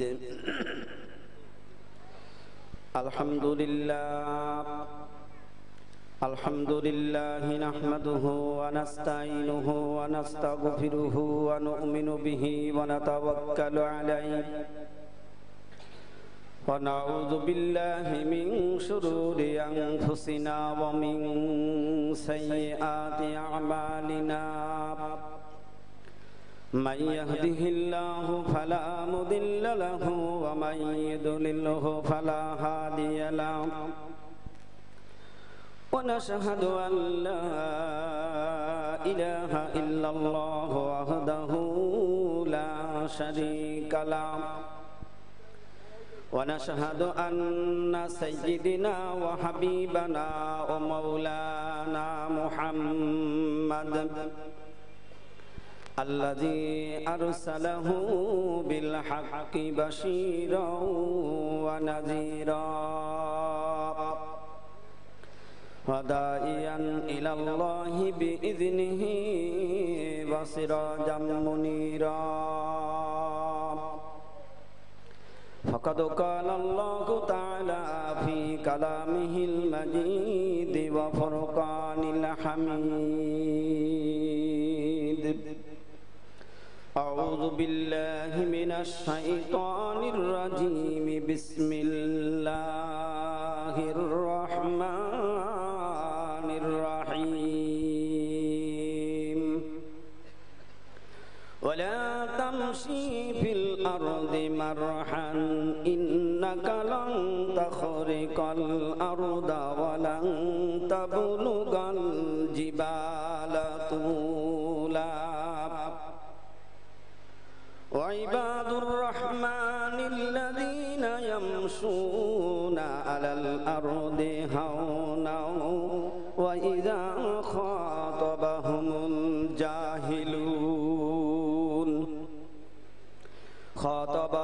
الجاهلون قالوا سلاما يا أيها الذين آمنوا اتقوا الله وكونوا مع الصادقين إن الله وملائكته يصلون على النبي يا أيها الذين آمنوا صلوا عليه وسلموا تسليما حقاني درود شريف صلی وسلم وبارک علی عبدک الرسول الکریم رحمتا للعالمین شافی المذنبین سیدنا مولانا نبینا محمد وعلى آله وأهل بيته وأولاده وذرياته وأزواجه وصحابه وأوليائه وأمته أجمعين كما صليت وسلمت وباركت رحمت على سيدنا إبراهيم وعلى آل سيدنا إبراهيم إنك حميد مجيد কে দিল তোর মুখের হাসি কে দিল তোর মুখের হাসি হাইরে এত সুন্দর কথা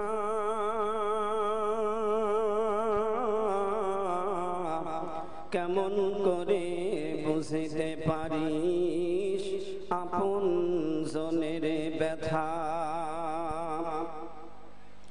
লতা গাছে কে দিল রে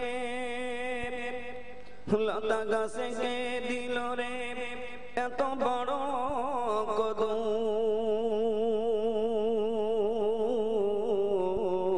কার আদেশে মৌমাছিরা ওরে মৌসাকে দেয় মধু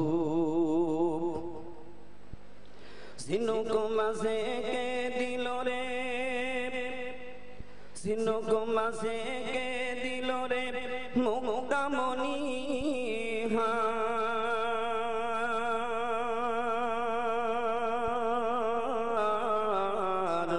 আখের মাঝে মিষ্টি মধুর রস যে চমৎকার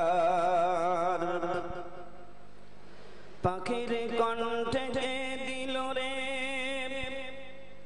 পাখির কণ্ঠে কে দিল রে মিষ্টি মধুর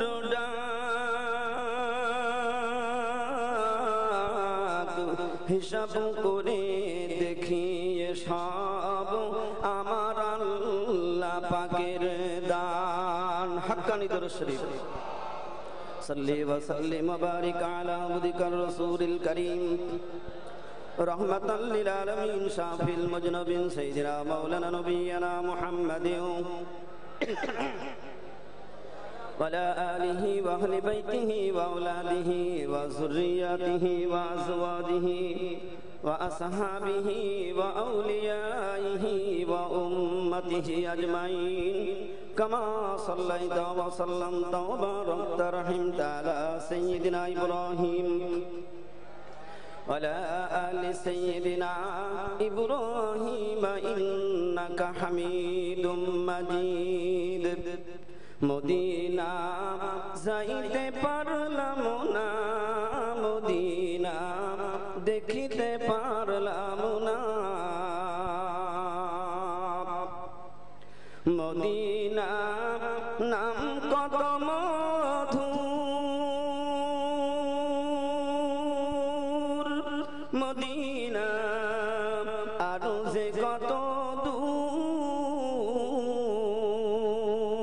দূর ওই মদিনার পথের ধুলি আমি ওই মদিনার পথের ধুলি আমি মাখতে পারলাম না মদিনা যাইতে পারলাম না মদিনা দেখিতে পারলাম না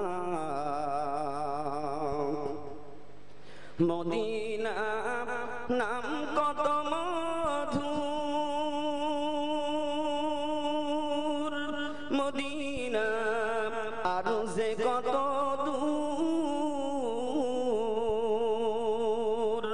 পাখির নাই ডানা থাকিলে পাখির নাই ডানা থাকিলে যেতাম মদিনায় মদিনা যাইতে পারলাম না মদিনা দেখিতে পারলাম না মদিনা যাইতে পারলাম না আরবেরি পুবাল হাওয়া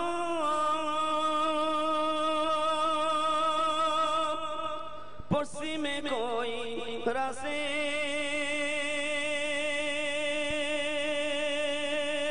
খাওয়া, এই গরিবের দুঃখী সালাম, এই গরিবের দুঃখী সালাম পৌঁছে দিও মদিনায়। মদিনা যাইতে পারলাম না, মদিনা দেখিতে পারলাম না, মদিনা যাইতে পারলাম না। হাক্কানি দরুদ শরীফ। সাল্লি ওয়া সাল্লিম ওয়া বারিক আলা আবদিকার রাসূলিল কারীম রাহমাতাল লিল আলামিন শাফিল মুজনিবিন سيدنا مولانا نبينا محمد وعلى آله وأهل بيته وأولاده وذرياته وأزواجه وصحابه وأوليائه وأمته أجمعين كما صليت وسلمت وباركت رحمت على سيدنا إبراهيم وعلى آل سيدنا إبراهيم إنك حميد مجيد। মুআজ্জাজ মুহতারাম উপস্থিত উলামায়ে কেরাম, উপস্থিত দূর দূরান্ত থেকে আগত এবং এই দীঘাশিপুর আমার সম্মানিত পীর ভাই ও বাবাজিরা, পর্দার অন্তর আড়ালে বসা রয়েছেন আমার সম্মানিতা মা ও বোনেরা, সকলের প্রতি দোয়া পাবার আশায় সালাম জানাচ্ছি। আসসালামু আলাইকুম ওয়া রাহমাতুল্লাহি ওয়া বারাকাতুহু। আপনারা সকলে ভালো আছেন তো? সবাই কিন্তু বলতে পারেন নাই। আল্লাহ রসুল বলেছেন, যদি কেউ আল্লাহর শুকরগুজারি করে, আল্লাহ বলছে আমি যে নিয়ামত দিয়েছি ওইটা আরো দ্বিগুণ বৃদ্ধি করে দেব। মদিনার মানুষ যারা আরবে গিয়েছেন হয়তো দেখেছেন, শুনেছেন, কোন মানুষকে যদি জিজ্ঞাসা করা হয় কাইফা হালুকা, তার মানে আপনি কেমন আছেন, ও তখন বলবে নাম আলহামদুলিল্লাহ আলহামদুলিল্লাহ আলহামদুলিল্লাহ। তিনবার প্রশংসা করে। কেন? যে মহান আল্লাহ রাব্বুল আলামিন এই জগতে যখন আমাকে বাঁচিয়ে রেখেছে, আমাকে ভালো রেখেছে। কারণ এই জগতে রাখার মালিক কে? আমার আপনার পরিচালকের মালিক কে? জীবনের মালিক, মৃত্যুর মালিক, আসমানের মালিক, জমিনের মালিক, সব যখন আল্লাহ মালিক, তো আল্লাহর প্রশংসা ছাড়া যদি কোনো মানুষ কোনো কিছু করতে যায়, সেটার উপরে লানত আসে, গজব নাজিল হয়। এই জন্য সর্বক্ষণ যদি কোনো বান্দা আল্লাহর শুকরগুজারি করে, আল্লাহ পাক কালামের মধ্যে বলছেন, লাইন শাকারতুম লাযীদান্নাকুম ওয়া লাইন কাফারতুম ইন্না আযাবি লাশাদীদ। আল্লাহ রাব্বুল আলামিন ডাক দিয়ে বলে, মানুষ রে, তুই আমার শুকরগুজারি করবি, আর আমি আল্লাহ যে নিয়ামত দিয়েছি আরো দ্বিগুণ বৃদ্ধি করে দেব। আর যারা আমার থেকে মুখ ফিরিয়ে নেবে, না শুকরি করবে, আল্লাহ পাক বলেন ইন্না আযাবি লাশাদীদ।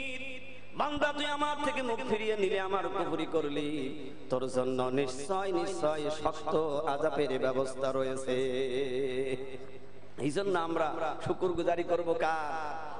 আমার আমরা ভাইয়েরা, আপনাদের সামনে আমি দাঁড়িয়েছি, আমি কিন্তু বড় মাপের আলেম উলামা নই। এলেম নেই, আমল একেবারে নেই, নালায়েক গুনাহগার। আপনারা আল্লাহওয়ালা আছেন, পরহেজগারি আছেন, আপনারা কামেল মুর্শিদের মেহমান। আপনাদের সামনে দাঁড়িয়ে মুখ খোলার যোগ্যতা আমার মোটেও নেই, আপনাদের পায়ের ধুলার যোগ্য আমার নাই। শুধু মুর্শিদের হুকুম আর মুরব্বিদের আদেশ হয়েছে, তাই আমি আপনাদের সামনে দাঁড়িয়েছি কিছু একটু দোয়া নেবার আশা। যদি ওই আল্লাহ আল্লাহ রসুল কামেল মুর্শিদের পক্ষ থেকে দুই একটি কথা যদি বলিয়ে দেন তবেই সম্ভব, নইলে আমার নিজের কোনো ক্ষমতা নেই। আজ যদি ভুল হয়ে যায়, বেয়াদবি হয়ে যায়, আল্লাহর রাস্তায় আপনারা মাফ করে দেবেন। কারণ এই মজলিসটা এত দামি মজলিস। আল্লাহ রসুল বলেছেন, যেই মজলিসে কালামে রব্বানি তেলাওয়াত হয়, যেই মজলিসে নবীর উপরে দরুদ তেলাওয়াত হয়, যেই মজলিসে কুল কায়নাতের জন্য দোয়া হয়, সেই মজলিসের মতো মজলিস আল্লাহর আকাশ আর জমিনের মধ্যখানে আর একটাও খুঁজে পাওয়া যাবে না। জোরে বলেন সুবহানাল্লাহ। আজকে আমরা যেই মজলিসে বসেছি, এই মজলিস তো কালাম পাকের মজলিস, এই মজলিস আল্লাহর মজলিস, এই মজলিস প্রিয় নবী মুহাম্মদুর রাসূলুল্লাহ সাল্লাল্লাহু আলাইহি ওয়াসাল্লামের মজলিস। এই মজলিস শেষ জামানার সংস্কারক, জামানার কুতুব আরিফ বিল্লাহর বাদশা, বিশ্বকোষে উল্লেখিত হযরত মাওলানা সুফি মুফতি আযম গাসি রাহমাতুল্লাহ আলাইহির মজলিস। জোরে বলুন সুবহানাল্লাহ।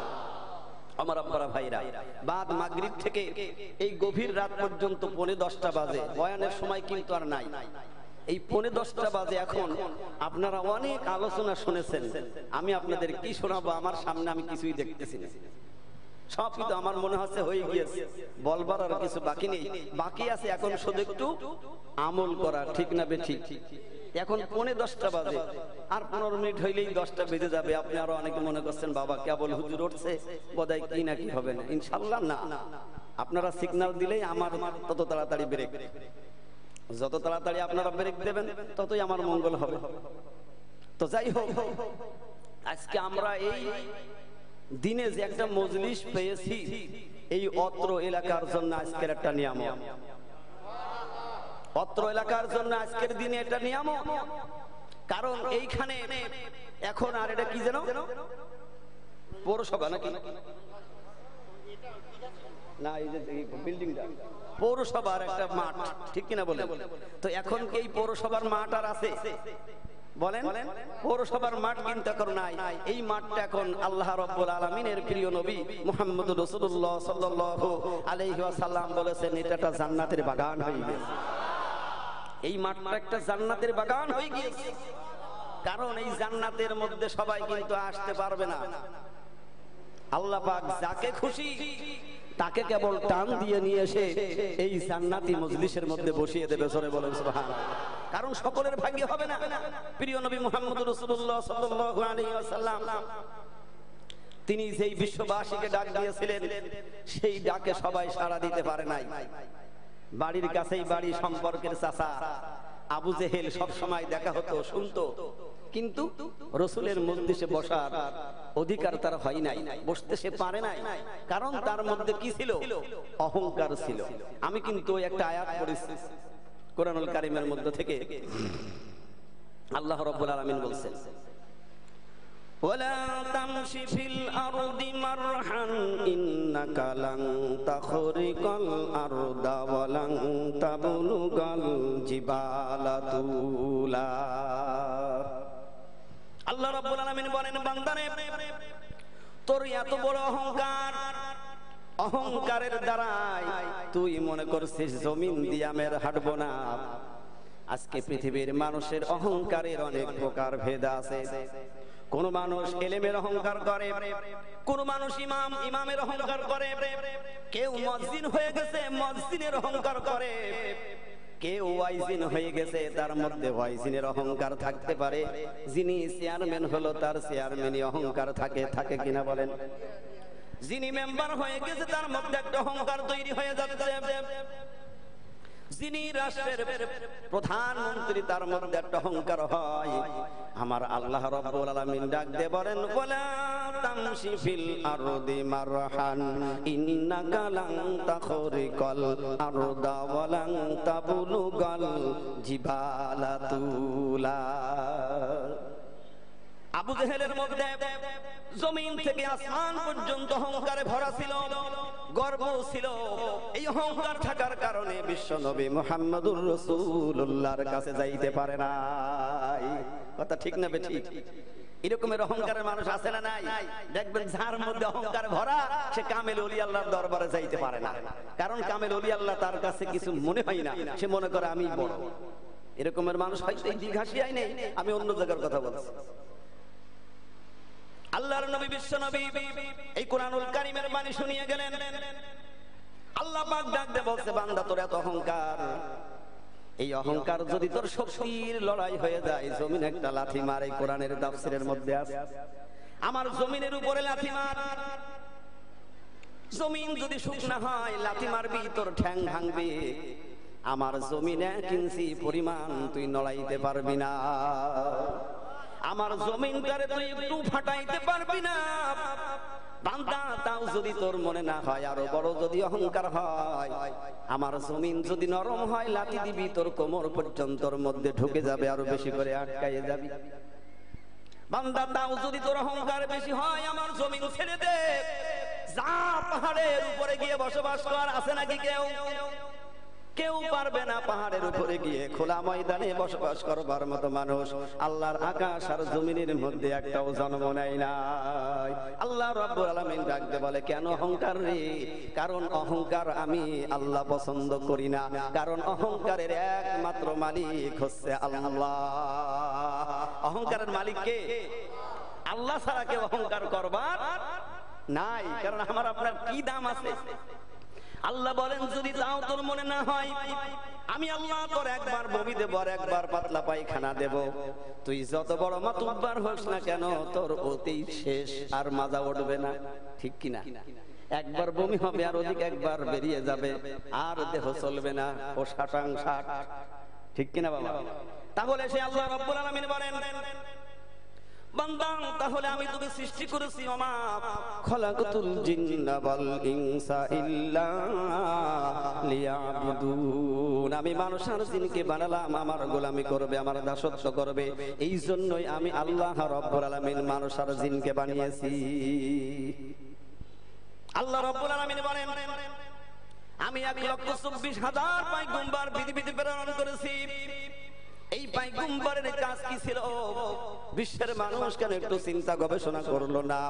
আমার আল্লাহ বলেন, যারা চিন্তা করবে না, গবেষণা করবে না, ওই সকল মানব জাতির জন্য আল্লাহ রাব্বুল আলামিন কালামের মধ্যে বয়ান করেছেন সুন্দর করে খুলে খুলে, ওয়ালাকাদ জারানা লিজাহান্নামা কাসীরাম মিনাল জিন্নি ওয়াল ইনসি লাহুম কুলুবুল লা ইয়াফকাহুনা বিহা ওয়ালাহুম আ'য়ুনুল লা ইবসিরুনা বিহা ওয়ালাহুম আযানুল লা ইয়াসমাউনা বিহা উলাইকা কাল আনআমি বাল হুম আদাল উলাইকা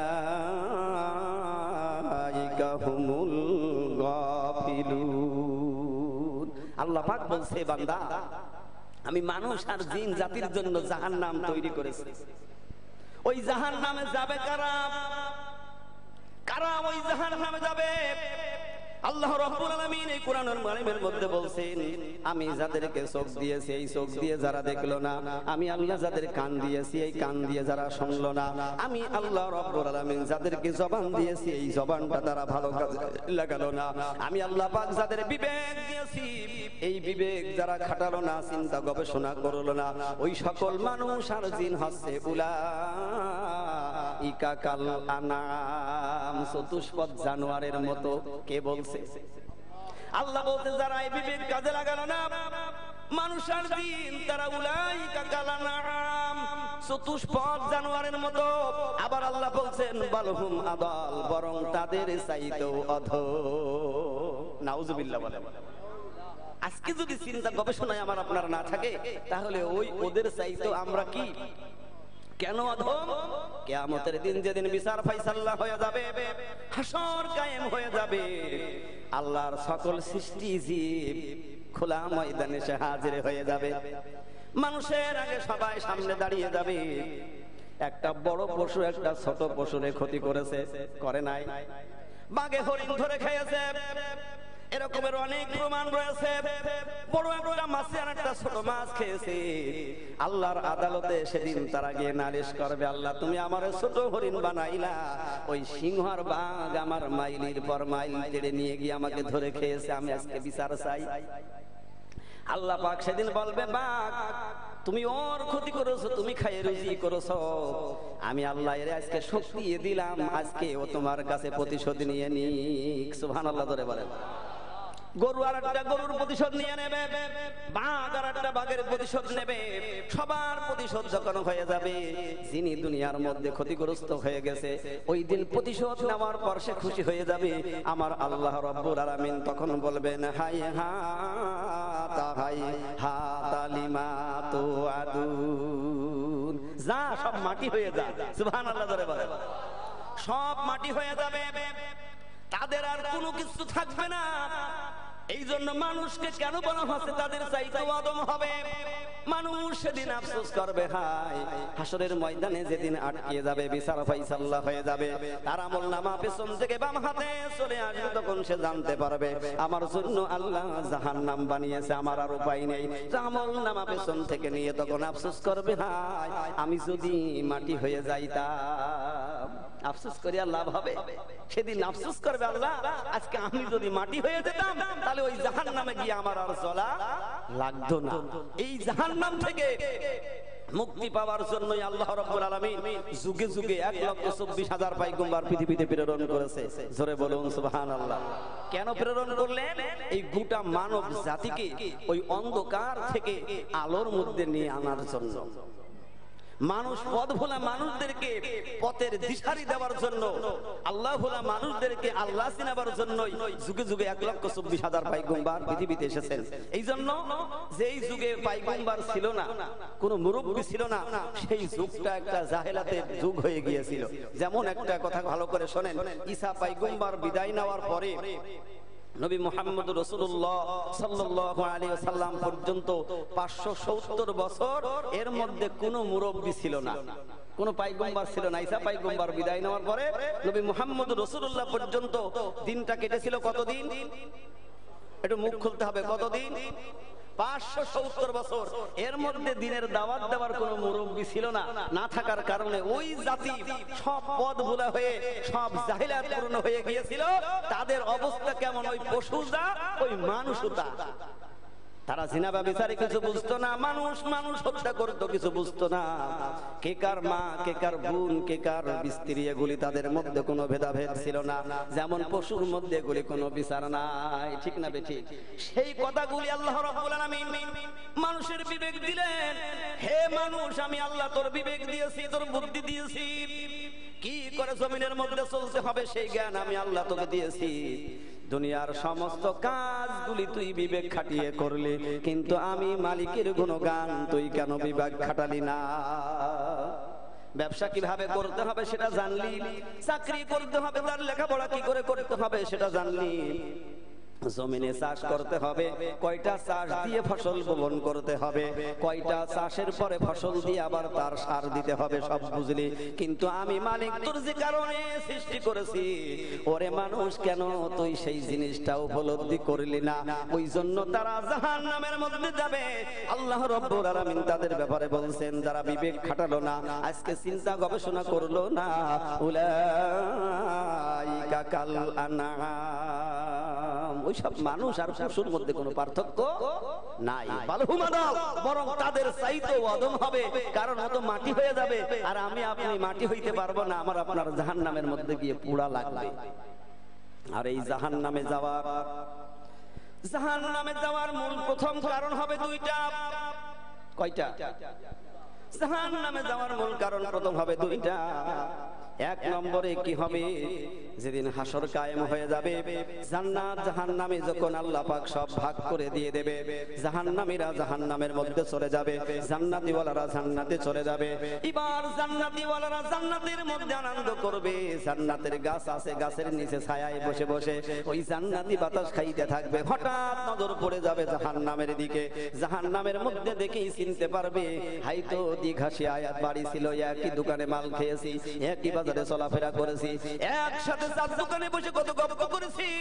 জান্নাতীওয়ালা তখন তার দিকে লক্ষ্য করে বলবে, ইয়াতাসাআলুনা আনিল মুজরিমিন মা সালাকাকুম ফি সাকর। এ মুজলিমেরা, কোন কারণে আজকে তুই জাহান্নামের মধ্যে? জিজ্ঞাসা করবে, কোরআনের আয়াত দিয়ে জিজ্ঞেস করবে, কেন তুই জাহান্নামে? এক গ্রামে ছিলাম, একই মহল্লায় ছিলাম, একসাথে চলাফেরা করেছি, এক দোকানে মাল খাইছি, একই বাজারে বাজার করেছি, এক দোকানে বসে গল্প করেছি, চা খেয়েছি, আজ কেন জাহান্নামে? জাহান্নামের মধ্য থেকে বান্দা জবাব দেবে, ক্বালু লাম নাকু মিনাল মুসাল্লিনা ওয়া লাম নাকু নুতিমুল মিসকিন। আল্লাহু আকবার। জাহান্নামের জবান খুলে যাবে, বলবে, ভাই এক নম্বরে আমরা মুসল্লি ছিলাম না, সুবহানাল্লাহ, কি ছিল না? এক নম্বরে মুসল্লি ছিলাম না। কারণ মুসল্লি কার বলা হয় আর তো ভালো করে বলেন, কাদেরকে মুসল্লি বলা হয়?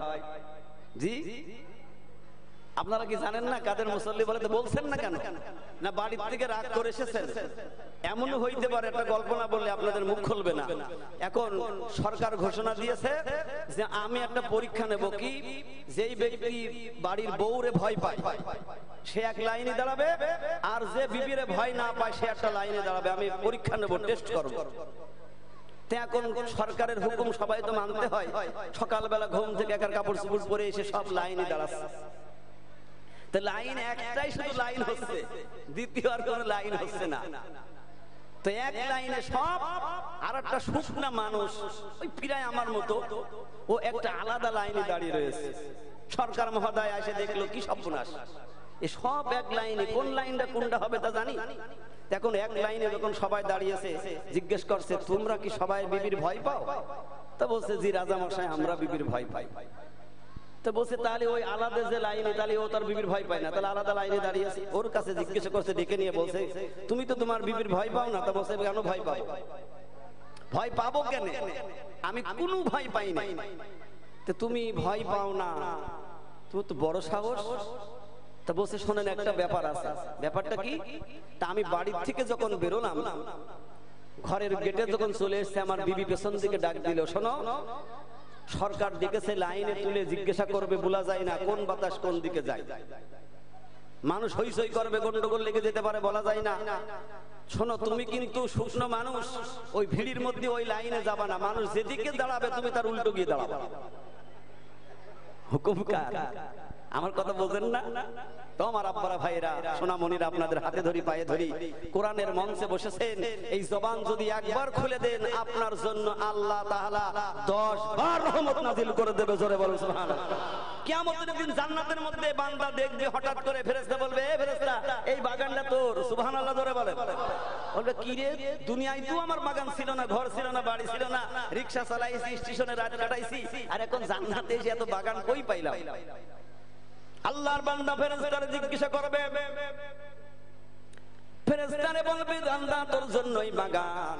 বলবে কেমনে রে আমার বাগান হয়েছে? ফেরেশতা বলবে তুমি জানো না, জমিনের মধ্যে আল্লাহ ওয়ালা মজলিসে বসে, কামেল ওলি আল্লাহর মজলিসে বসে জবান দিয়ে একবার সুবহানাল্লাহ বলেছো, আর জান্নাতের মধ্যে আল্লাহ রাব্বুল আলামিন আমাদেরকে দিয়ে জান্নাতে গাছের বীজ বপন করে দিয়েছে। কিছু কিছু বাগান দেখা যাবে ফাঁকা ফাঁকা, কারুর বাগান ঘন, কারুর বাগানে ভরপুর হবে। ফেরেশতা বলবে তুমি সুবহানাল্লাহ যেভাবে পাতলা বলেছো, আলহামদুলিল্লাহ আল্লাহর প্রশংসা যেভাবে পাতলা করেছো, আমার আল্লাহ রাব্বুল আলামিন জান্নাতের বাগানটা ওই রকমের তোমার জন্য তৈরি করেছে। আর বান্দা যখন কোরআনের মঞ্চে বসে জবান ছেড়ে দিয়ে সুবহানাল্লাহ বলবে, খুশি হয়ে যাবে মালিক আল্লাহ। জোরে বলুন সুবহানাল্লাহ। মালিক খুশি হয়ে যাবে, আর একজন বেজার হবে, তার নাম কি? মিস্টার ইবলিস। আল্লাহ খুশি হবে আর বেজার হবে মিস্টার ইবলিস। কারণ এই সুবহানাল্লাহ যখন বলা হয়, আমার আল্লাহর আরশে আজিম পর্যন্ত খুশি হয়ে যায়। কারণ আল্লাহ রাব্বুল আলামিন বলেন, ফেরেশতা যখন আল্লাহর কাছে মুনকার নেকির আসবে, সেদিন আল্লাহ পাক বলবে ফেরেশতা যা যা, খবরদার আমার কবরে যিনি এসেছেন তিনি আমার জান্নাতি, যেন একটু বিয়াদবিটুকু না হয়। সুবহানাল্লাহ জোরে বলে। কত দাম হবে দুনিয়ায় শুধু নয়, কবরে গিয়েও তার দাম হবে, হাসরেও তার দাম হবে। হাসরের ময়দান যেদিন কায়েম হয়ে যাবে রে, সেদিন আল্লাহ রাব্বুল আলামিন জান্নাতি বান্দার মাথার উপরে আরশের ছায়ার ব্যবস্থা করে দেবে।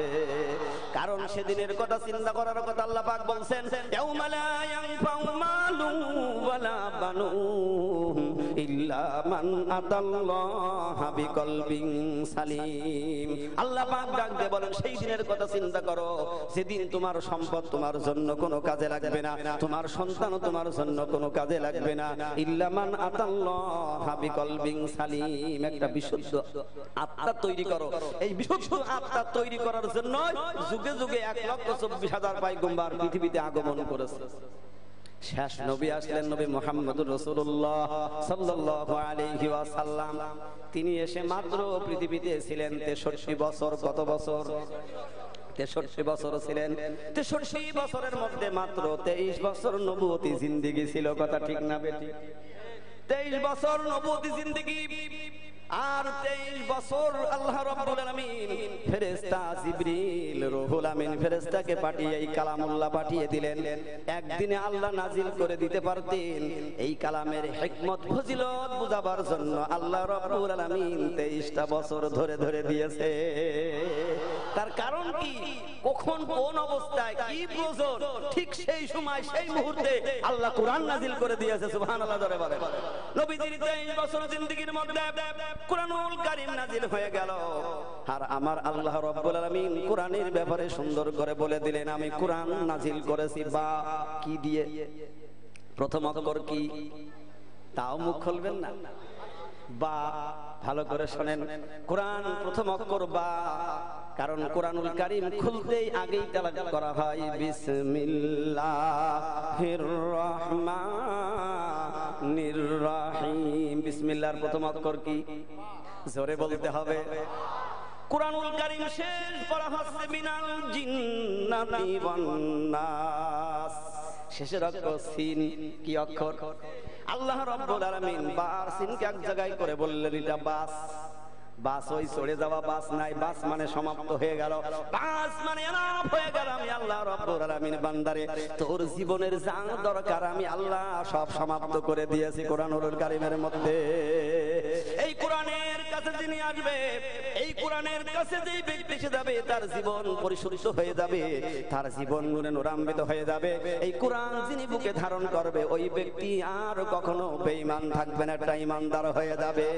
এই কোরআনের তাজিম যিনি করবে, সম্মান যিনি করবে, কোরআনের ধারণ বাহক যিনি হয়ে যাবে, আল্লাহ রাব্বুল আলামিন বলেন আমার ওই বান্দার দাম আমি জমিনে নয়, ওই বান্দার জমিন থেকে আমি আল্লাহর স্বাধীন পর্যন্ত সম্মান বৃদ্ধি করে দেই। সেই তাজিমের দরবার কুরআনুল কারীমের, তাজিমের দরবার, হাক্কানি দরবার আমার কামেল মুর্শিদ হযরত মাওলানা সুফি মুফতি আযান গাছী রহমাতুল্লাহর দরবার। জোরে বলুন সুবহানাল্লাহ। এই কোরআনকে যারা একটু তাজিম করেছে, আল্লাহ রাব্বুল আলামিন এই কোরআনের ব্যাপারে অনেক বয়ান করেছেন। কামেল ওলি আল্লাহ বন্ধুরা বয়ান করেছে। বাশার হাফি আপনারা নাম জানেন। বাশার হাফি ছিল একটা মদখোর মাতাল মানুষ ছিল। আমরা অনেকে মনে করি কত অন্যায় করেছি, পাপ করেছি, হয়তো আমার আর ক্ষমা হবে না, ভুল করেছি, নামাজ পড়ে আর কি করব, জীবন তো নষ্টই করেছি, এমন মানুষও পাওয়া যায়।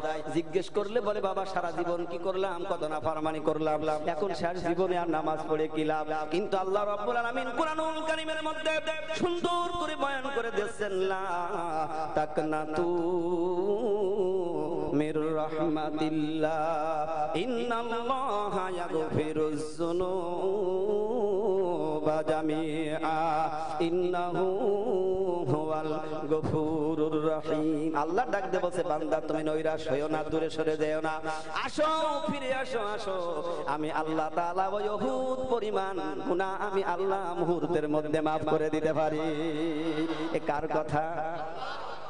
বাশার হাফিজ ছিলেন মদখোর মাতাল, মদ খাইতেন, মদ খায় সারাদিন মাতাল হয়ে পড়ে থাকতেন। রাত পার হতো, আবার সকালবেলা গিয়ে মদের আড্ডায় বসে যেত। এইভাবে করে করে তার জীবন চলতো। বাশার হাফির মা ছিল আল্লাহওয়ালা মা, আল্লাহর কাছে নামাজ পড়তেন আর দোয়া করতেন, মালিক তুমি আমার বাশারকে হিদায়াত দিয়ে দাও। কারণ হিদায়াত পাইতে হলে তিনটা জিনিসে কাজ করে। কয়টা? এক নম্বরে কাজ পিতামাতার নেক দোয়া। সুবহানাল্লাহ বলেন। পিতামাতার নেক দোয়া যদি আল্লাহ কবুল করে নেয়, নিশ্চয় ওই ব্যক্তি হিদায়াত হবে। দুই নম্বরে ওই ব্যক্তি কোনো না কোনো একটা ভালো কাজ করে ফেলেছে, যেই কাজটা আমার আল্লাহ পছন্দ করে নিয়েছে, ওই কাজের দ্বারা আমার আল্লাহ বান্দার হিদায়াত বানিয়ে দেয়। এই দুইটাও যদি কারোর কাছে না থাকে, তাহলে কোন একজন নেককার কামেল আল্লাহর বন্ধুর নেক নজর যদি ওই ব্যক্তির উপরে পড়ে যায়, নিশ্চয় নিশ্চয় ওই ব্যক্তি হিদায়াতওয়ালা হয়ে যাবে। বাসার হাফির জন্য মা দোয়া করে। ও আমার আব্বারা মায়েরা, পর্দার অন্তরালের যে সকল মারা আল্লাহর কাছে দোয়া করো। এই দোয়া করার কথা কে বলেছে? বিশ্ব নবী মুহাম্মদুর রাসূলুল্লাহ সাল্লাল্লাহু আলাইহি ওয়াসাল্লাম। কারণ দোয়া যদি প্রথমেই করা হয় ওই দোয়াটা বেশি কাজে লাগে। তার একটা উদাহরণ দেখবেন অনেক সময় কুমোর আছে, কুমোর চেনেন? কুমোর মাটির পাতিলা তৈরি করে, মাটির হাঁড়ি বানায়, পাতিলা বানায়, কলস বানায়। কুমোর তখন ওই শুকনো মাটি নিয়ে এসে সুন্দর করে পানি দিয়ে ভিজায়, ভিজিয়ে সুন্দর করে কাদা তৈরি করে। ওর মধ্যে কোনো ঝিল কোনো শামুক থাকলে ওটাকে বাছাই করে ফেলে দেওয়া হয়। মাটিটা এমন সুন্দর নরম করে নিয়ে ওই চাকের উপরে দিয়ে তখন চাকটা একটা ঘোরণ মারে, তাই তো এই চাক একটা ঘোরণ মারে। ওই কুমার তখন ওই মাটির উপরে যেইভাবে হাত দিয়ে ধরে সেইভাবেই পাতিলা তৈরি হয়ে যায়, হাড়ি তৈরি হয়, কলস তৈরি হয়, বদনা তৈরি হয়, বাটি তৈরি হয়, বিভিন্ন রকমের তিনি ওই বাসন তৈরি করে ফেলে। কিন্তু ওই কুমোরের কাছে যদি বলা হয় একটা শুকনো মাটির ঢেলা দিলাম, এই মাটিটা দিয়ে তুমি একটা বাসন তৈরি করে দাও, পারবে কি?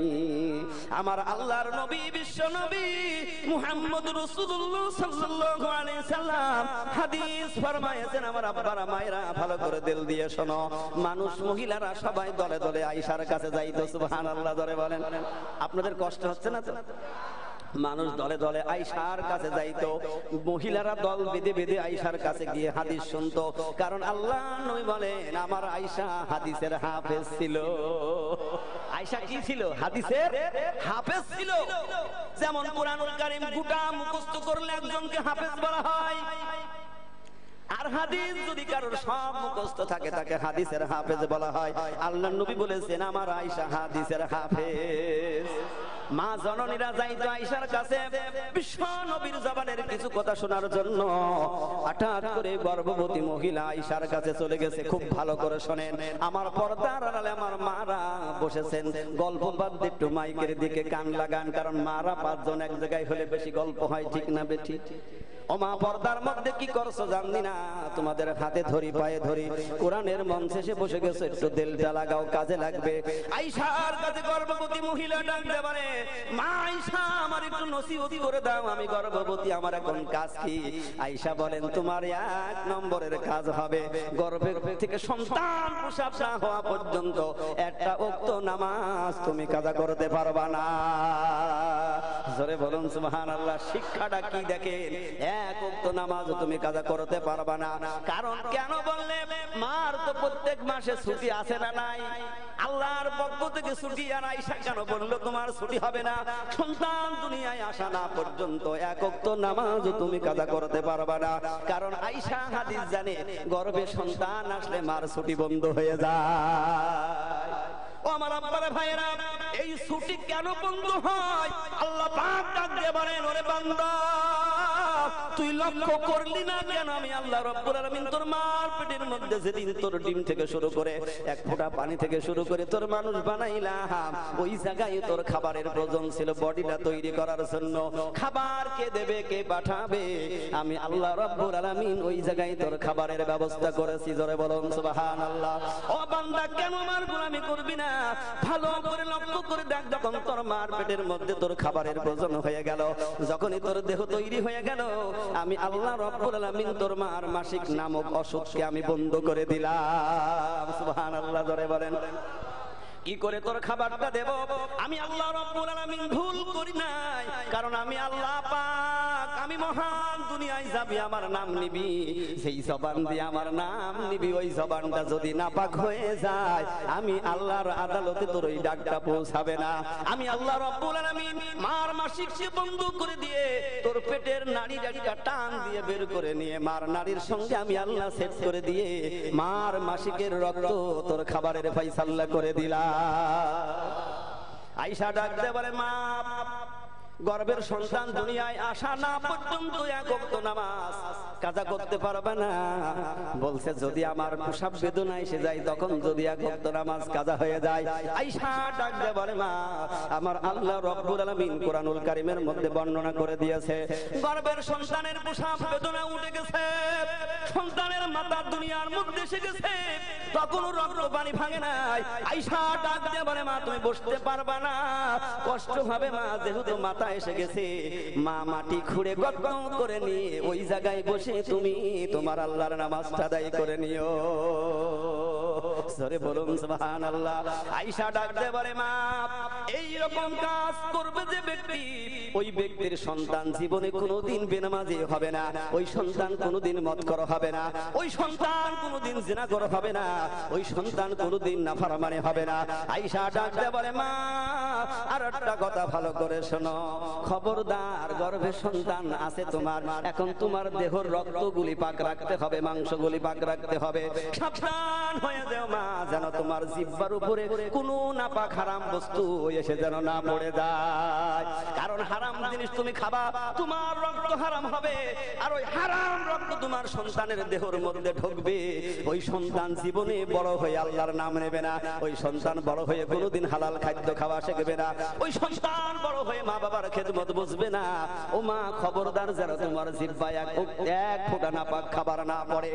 আর 3 নম্বরের কথা বলে দিলেন, মা দিল দিয়ে শোনো, গর্ভে সন্তান তোমার এসে গেছে, তুমি একজন মহিলা, তুমি যুবতী হয়ে গেছো, বড় হয়ে গেছো, আমার আল্লাহ রব্বুল আলামিন তোমার একটা জিনিস ফরজ করে দিয়েছে, যেইটা হচ্ছে তোমার দেহকে আবৃত করে রাখতে হবে, পর্দার মধ্যে থাকতে হবে, বেগানা হিসাবে তোমার চলাফেরা করা যাবে না।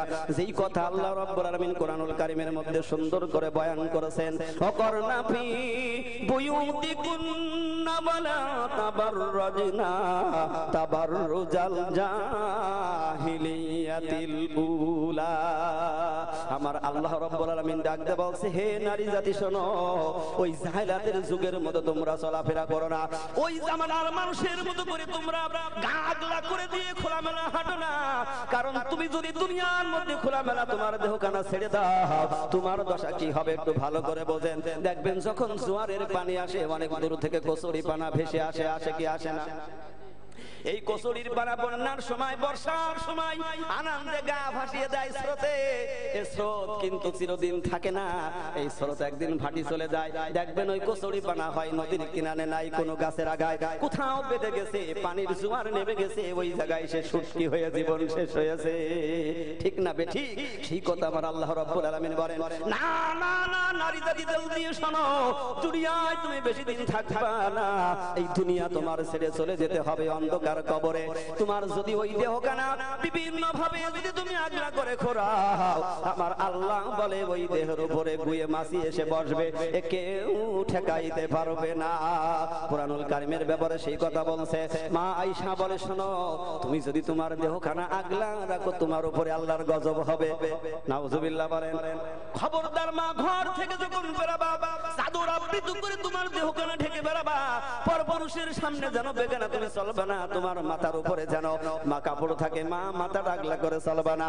পর্দার মধ্যে আমার যে সকল মা বোনেরা বসেছেন, হাতে ধরে পায়ে ধরে, খবরদার আল্লাহ বলছে, ওয়াকরনা ফি বুয়ুতিকুন্না ওয়ালা তাবাররাজনা তাবাররুজাল জাহিলিয়াতিল উলা। ওই জাহেলাতের যুগের মতো, ওই বর্বর যুগের মতো তোমাদের চলাফেরা ওঠা বসা যেন করো না, কারণ যদি করো মা জাহান্নামের আগুন সহ্য করতে পারবা না। আয়েশা ডাক দিয়ে বলে, মা ফিরে যাও, ফিরে যাও। যে কথাগুলি বললাম, রমজানের ফরজ রোজা যদি তোমার এসে যায়, গর্ভে সন্তান থাকবে, কষ্ট হবে, তবু যেন রমজানের ফরজ রোজা মা তুমি ছেড়ে দিও না। আয়েশা ডাক দিয়ে বলে, মা যে ওয়াদা তুমি আমার সামনে করলে, মা এই 4টা কাজ করবে, আর আরেকটা কাজ করবে, তোমার স্বামীর সঙ্গে সদ্ব্যবহার করবে, স্বামীর সঙ্গে আচার আচরণ করবে। খবরদার তোমার যারাই যেন কষ্ট না পায়, তোমার আপনজন যেন কষ্ট না পায়। যদি কষ্ট পায়, কিয়ামতের দিন তোমার কোনো নাজাতের ফায়সালা হবে না। আয়েশা ডাক দিয়ে বলে, মা এই কাজগুলি যদি তুমি করতে পারো, জান্নাতের 8টি দরজা তোমার জন্য আল্লাহ খুলে দেবে। যেই দরজা ইচ্ছা হয় সেই দরজা দিয়েই তুমি জান্নাতে প্রবেশ করতে পারবে। একটু জোরে বলুন সুবহানাল্লাহ। তাহলে এই দরজা আমাদের সবার লাগবে কি লাগবে না? যে ওয়াজটুকু করলাম শুধু মহিলা না পুরুষের দরকার আছে না নাই? আয়েশা বললেন, মা নামাজ শেষ করবা, নামাজ শেষ করার পর হাত তুলবা, আরে হাত তুলে মাবুদ আল্লাহর কাছে বেশি বেশি করে কানবা, রব্বি হাবলি ওয়ালাদান সালিহান, রব্বি হাবলি ওয়ালাদান সালিহান। তার মানে, আল্লাহ তুমি আমার একটা নেক সন্তান দাও। কামের মুর্শিদের দরবারে গেলে ওই একই কথা শিখাইতেছে। নামাজের পরে মুনাজাতের মধ্যে দেখবে যে আয়াত পড়া হয়, প্রত্যেক ওয়াইজিন প্রত্যেক ইমাম পড়ে রব্বি হাবলি ওয়ালাদান সালিহান, পড়ে কি পড়ে না? রব্বানা তাকাব্বাল মিন্না ইন্নাকা আনতাস সামিউল আলিম ওয়া ইন্নাকা করিবুম মুজিবুদ দাওয়াত ইয়া কাযিয়াল হাজাত বিরহমাতিকা ইয়া আরহামার রাহিমিন। কি দোয়া বলা হচ্ছে? আবার বলা হচ্ছে রব্বানা লা তুযিগ কুলুবানা বা'দা ইয হাদাইতানা ওয়া হাব লানা মিন লাদুনকা রাহমাতান ইন্নাকা আনতাল ওয়াহ্হাব। এক শ্রেণীর মানুষ বলে দোয়ার আর দরকার নেই, নামাজও শেষ, সব শেষের মানুষ আপনাদের এলাকায় নেই, অনেক জায়গায় ভরপুর আছে না নাই? নামাজ পড়ে বলে মুনাজাতের দরকার নাই, কিন্তু আমার আল্লাহ রাব্বুল আলামিন কি বলছেন? ওয়া ক্বালা রাব্বুকুম উদউনি আস্তাজিব লাকুম। বান্দা তুই আমার ডাক দিবি আর আমি মালিক তোর ডাকে সাড়া দেব। সুবহানাল্লাহ ধরে বলেন। তাই এই ডাক শিখালো কি? 1,24,000 পায়গম্বর ডাক শিখালেন নবী মুহাম্মদ রাসূলুল্লাহ সাল্লাল্লাহু আলাইহি ওয়াসাল্লাম। প্রত্যেক বান্দা বান্দির সেই জ্ঞান সেই শিক্ষা দিয়ে তিনি বিদায় নিলেন। সাহাবারা সেই কাজ করলেন, সাহাবারা বিদায় নিলেন, তবে তাবিঈনরা করলেন, ইমাম মুজতাহিদিনরা করে বিদায় নিলেন। শেষ জামানার সংস্কারক, জামানার কুতুব, আরিফ বিল্লাহর বাদশা হযরত মাওলানা সুফি মুফতি আযান গাজী রাহমাতুল্লাহ আলাইহি বিশ্বের মানুষকে ওই দরজার মানুষ বানাবার জন্য বাগবাড়ি মানিক তালায় ফকিরে হুজরা মুবারক কায়েম করলেন। কি মুর্শিদ আমার আপনার নিজের জীবন মোমবাতির মতো জ্বালিয়ে পুড়িয়ে ছারখার করে দিয়ে আমার সম্মানিত হাফেজ হাসান ভাই সুন্দর করে আযান গাজী রাহমাতুল্লাহর সম্বন্ধে বয়ান শুনিয়েছে। আমি সেদিকে যাইতে চাই না। মহিলা ডাক দিয়ে বলল, মা নামাজ পড়ার পর বেশি বেশি করে দোয়া করবা। যার সেই দোয়ার কথা, সেই হাদিসের কথা লক্ষ্য করেন আব্দুল কাদের জিলানী রাহমাতুল্লাহ আলাইহি। মা ছিল বড় নেককার, বড় মুমিনাত। সুবহানাল্লাহ ধরে বলেন। মা সর্বক্ষণ দোয়া করতেন, আল্লাহ তুমি যে আমার সন্তান গর্ভের মধ্যে দিয়েছো, আমি মালিক তোমার কাছে কিছু চাই না, আমার এই সন্তানটাকে আল্লাহ তুমি একটা নেক সন্তান দান করে দিও, এই সন্তানটাকে তুমি একটা জান্নাতি সন্তান দান করে দিও। বারংবার মা দোয়া করার কারণে আমার আল্লাহ রাব্বুল আলামিন দোয়াটা মঞ্জুর করে নিল। এই মার দোয়ার ফল হচ্ছে আব্দুল কাদের জিলানী রাহমাতুল্লাহ আলাইহি। জোরে বলুন না সুবহানাল্লাহ। বাইজিদ বুস্তামি রাহমাতুল্লাহ আলাইহি কার দোয়ায় ওলি আল্লাহ হয়ে গেল? বাইজিদ বুস্তামি রাহমাতুল্লাহ আলাইহি মা দোয়া করেছে ভোর রাতে, কারণ বাইজিদের একটা কাজের হুকুম করলেন। বাইজিদের মা ডাক দিয়ে বলে, বাইজিদ এক গ্লাস পানি আমারে দে। বাইজিদ ঘুম ভেঙে গেল, সঙ্গে সঙ্গে ছোট্ট মানুষ উঠে গিয়ে পানির কাছে গিয়ে দেখছে পানি নাই, কলসি খালি, পানি আনতে চলে গেছে দূরে। এবার পানি নিয়ে এসে দেখছে মা ঘুমিয়ে গেছে। আল্লাহু আকবার। এই ব্যাপারে আল্লাহ রাব্বুল আলামিন কুরআনুল কারীমের মধ্যে কি সুন্দর করে বয়ান করেছে। আমার আপনারা ভাইরা, আল্লাহ পাক সুন্দর করে খুলে খুলে বয়ান করেছে। বাইজিদ দূর থেকে পানি নিয়ে এসে মা ঘুমিয়ে গেছে। বাইজিদ চিন্তা করলো কেমনে মার আবার ঘুম ভাঙায়, আবার পানির গিলাস বা কেমনে থুয়ে চলে যায়। আবার মা যদি ঘুম থেকে জেগে আমার ডাক দেয়, বাইজিদ পানি দে। এই পানি যদি আমি না দিতে পারি তাহলে তো আমার মা আমার প্রতি বেজার হয়ে যাবে। সেই কথা আল্লাহ রাব্বুল আলামিন কালামের মধ্যে মা বাবার ব্যাপারে সুন্দর করে খুলে বয়ান করেছেন। ওয়াকাদা রাব্বুকা আল্লা তা'বুদু ইল্লা ইয়্যাহু ওয়া বিল ওয়ালিদাইনি ইহসানা। আল্লাহ সুন্দর করে খুলে খুলে বয়ান করে বলছে, হে বিশ্বের মানুষ, আমি আল্লাহর গোলামি করো, আমার দাসত্ব করো, এবং তোমার পিতামাতার গোলামি করো, তার দাসত্ব করো। কার কথা? আল্লাহর কালামের কথা। বাইজিদের মা ভোর রাতে ফজরের আযান কানে চলে গিয়েছে, শরীরটা অসুস্থ। এবার ঘুম থেকে উঠে নামাজ আদায় করবে, সূর্যের দিকে তাকিয়ে দেখছে বাইজিদ আমার মাথার কাছে খাড়া। মা ডাক দিয়ে বলে, বাইজিদ কি ব্যাপার, তুমি এখানে দাঁড়ানো কেন? বাইজিদ ডাক দিয়ে বলে, মা তোমার কি মনে নাই তুমি আমার কাছে পানি চেয়েছিলে? মা কলসিতে কোনো পানি না থাকায় আমি সঙ্গে সঙ্গে তোমার পানি দিতে পারি নাই। দূরে পানি নিয়ে এসে দেখি মা তুমি আবার ঘুমিয়ে গেছো, আর আমি পানির গিলাস হাতে করে সারা রাত তোমার শিওরে দাঁড়িয়ে রয়েছি। মা আবার যদি তুমি পানি চাও, এই পানি আমি দিতে পারবো না, সেই জন্য আমি ঘুমাই নাই, মা পানির গিলাস নিয়ে দাঁড়িয়ে রয়েছি।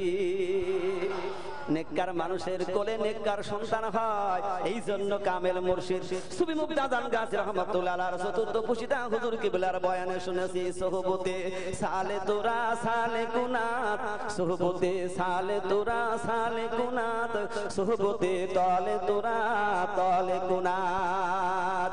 কোন মানুষের যদি ভালো মানুষের সোহবতে লেগে যায়, ওই মানুষটা ভালো মানুষ হয়ে যায়। কোন মানুষ যদি খারাপ মানুষের সংস্পর্শে চলে যায়, ওই মানুষটা তখন খারাপ হয়ে যায়। চোরের সাথে যদি কেউ বন্ধুত্ব করে, সে একদিন চোর হবে। ডাকাতের সাথে বন্ধুত্ব করলে সে একদিন ডাকাত হবে।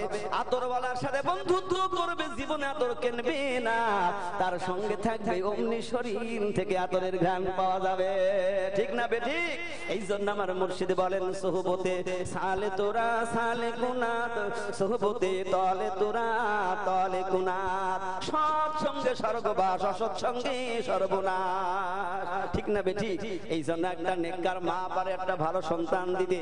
আয়েশা ডাক দিয়ে বলে, মা খবরদার, যে কথাগুলি তুমি আমার কাছ থেকে শুনে গেলে এর 100 বাড়াবা না।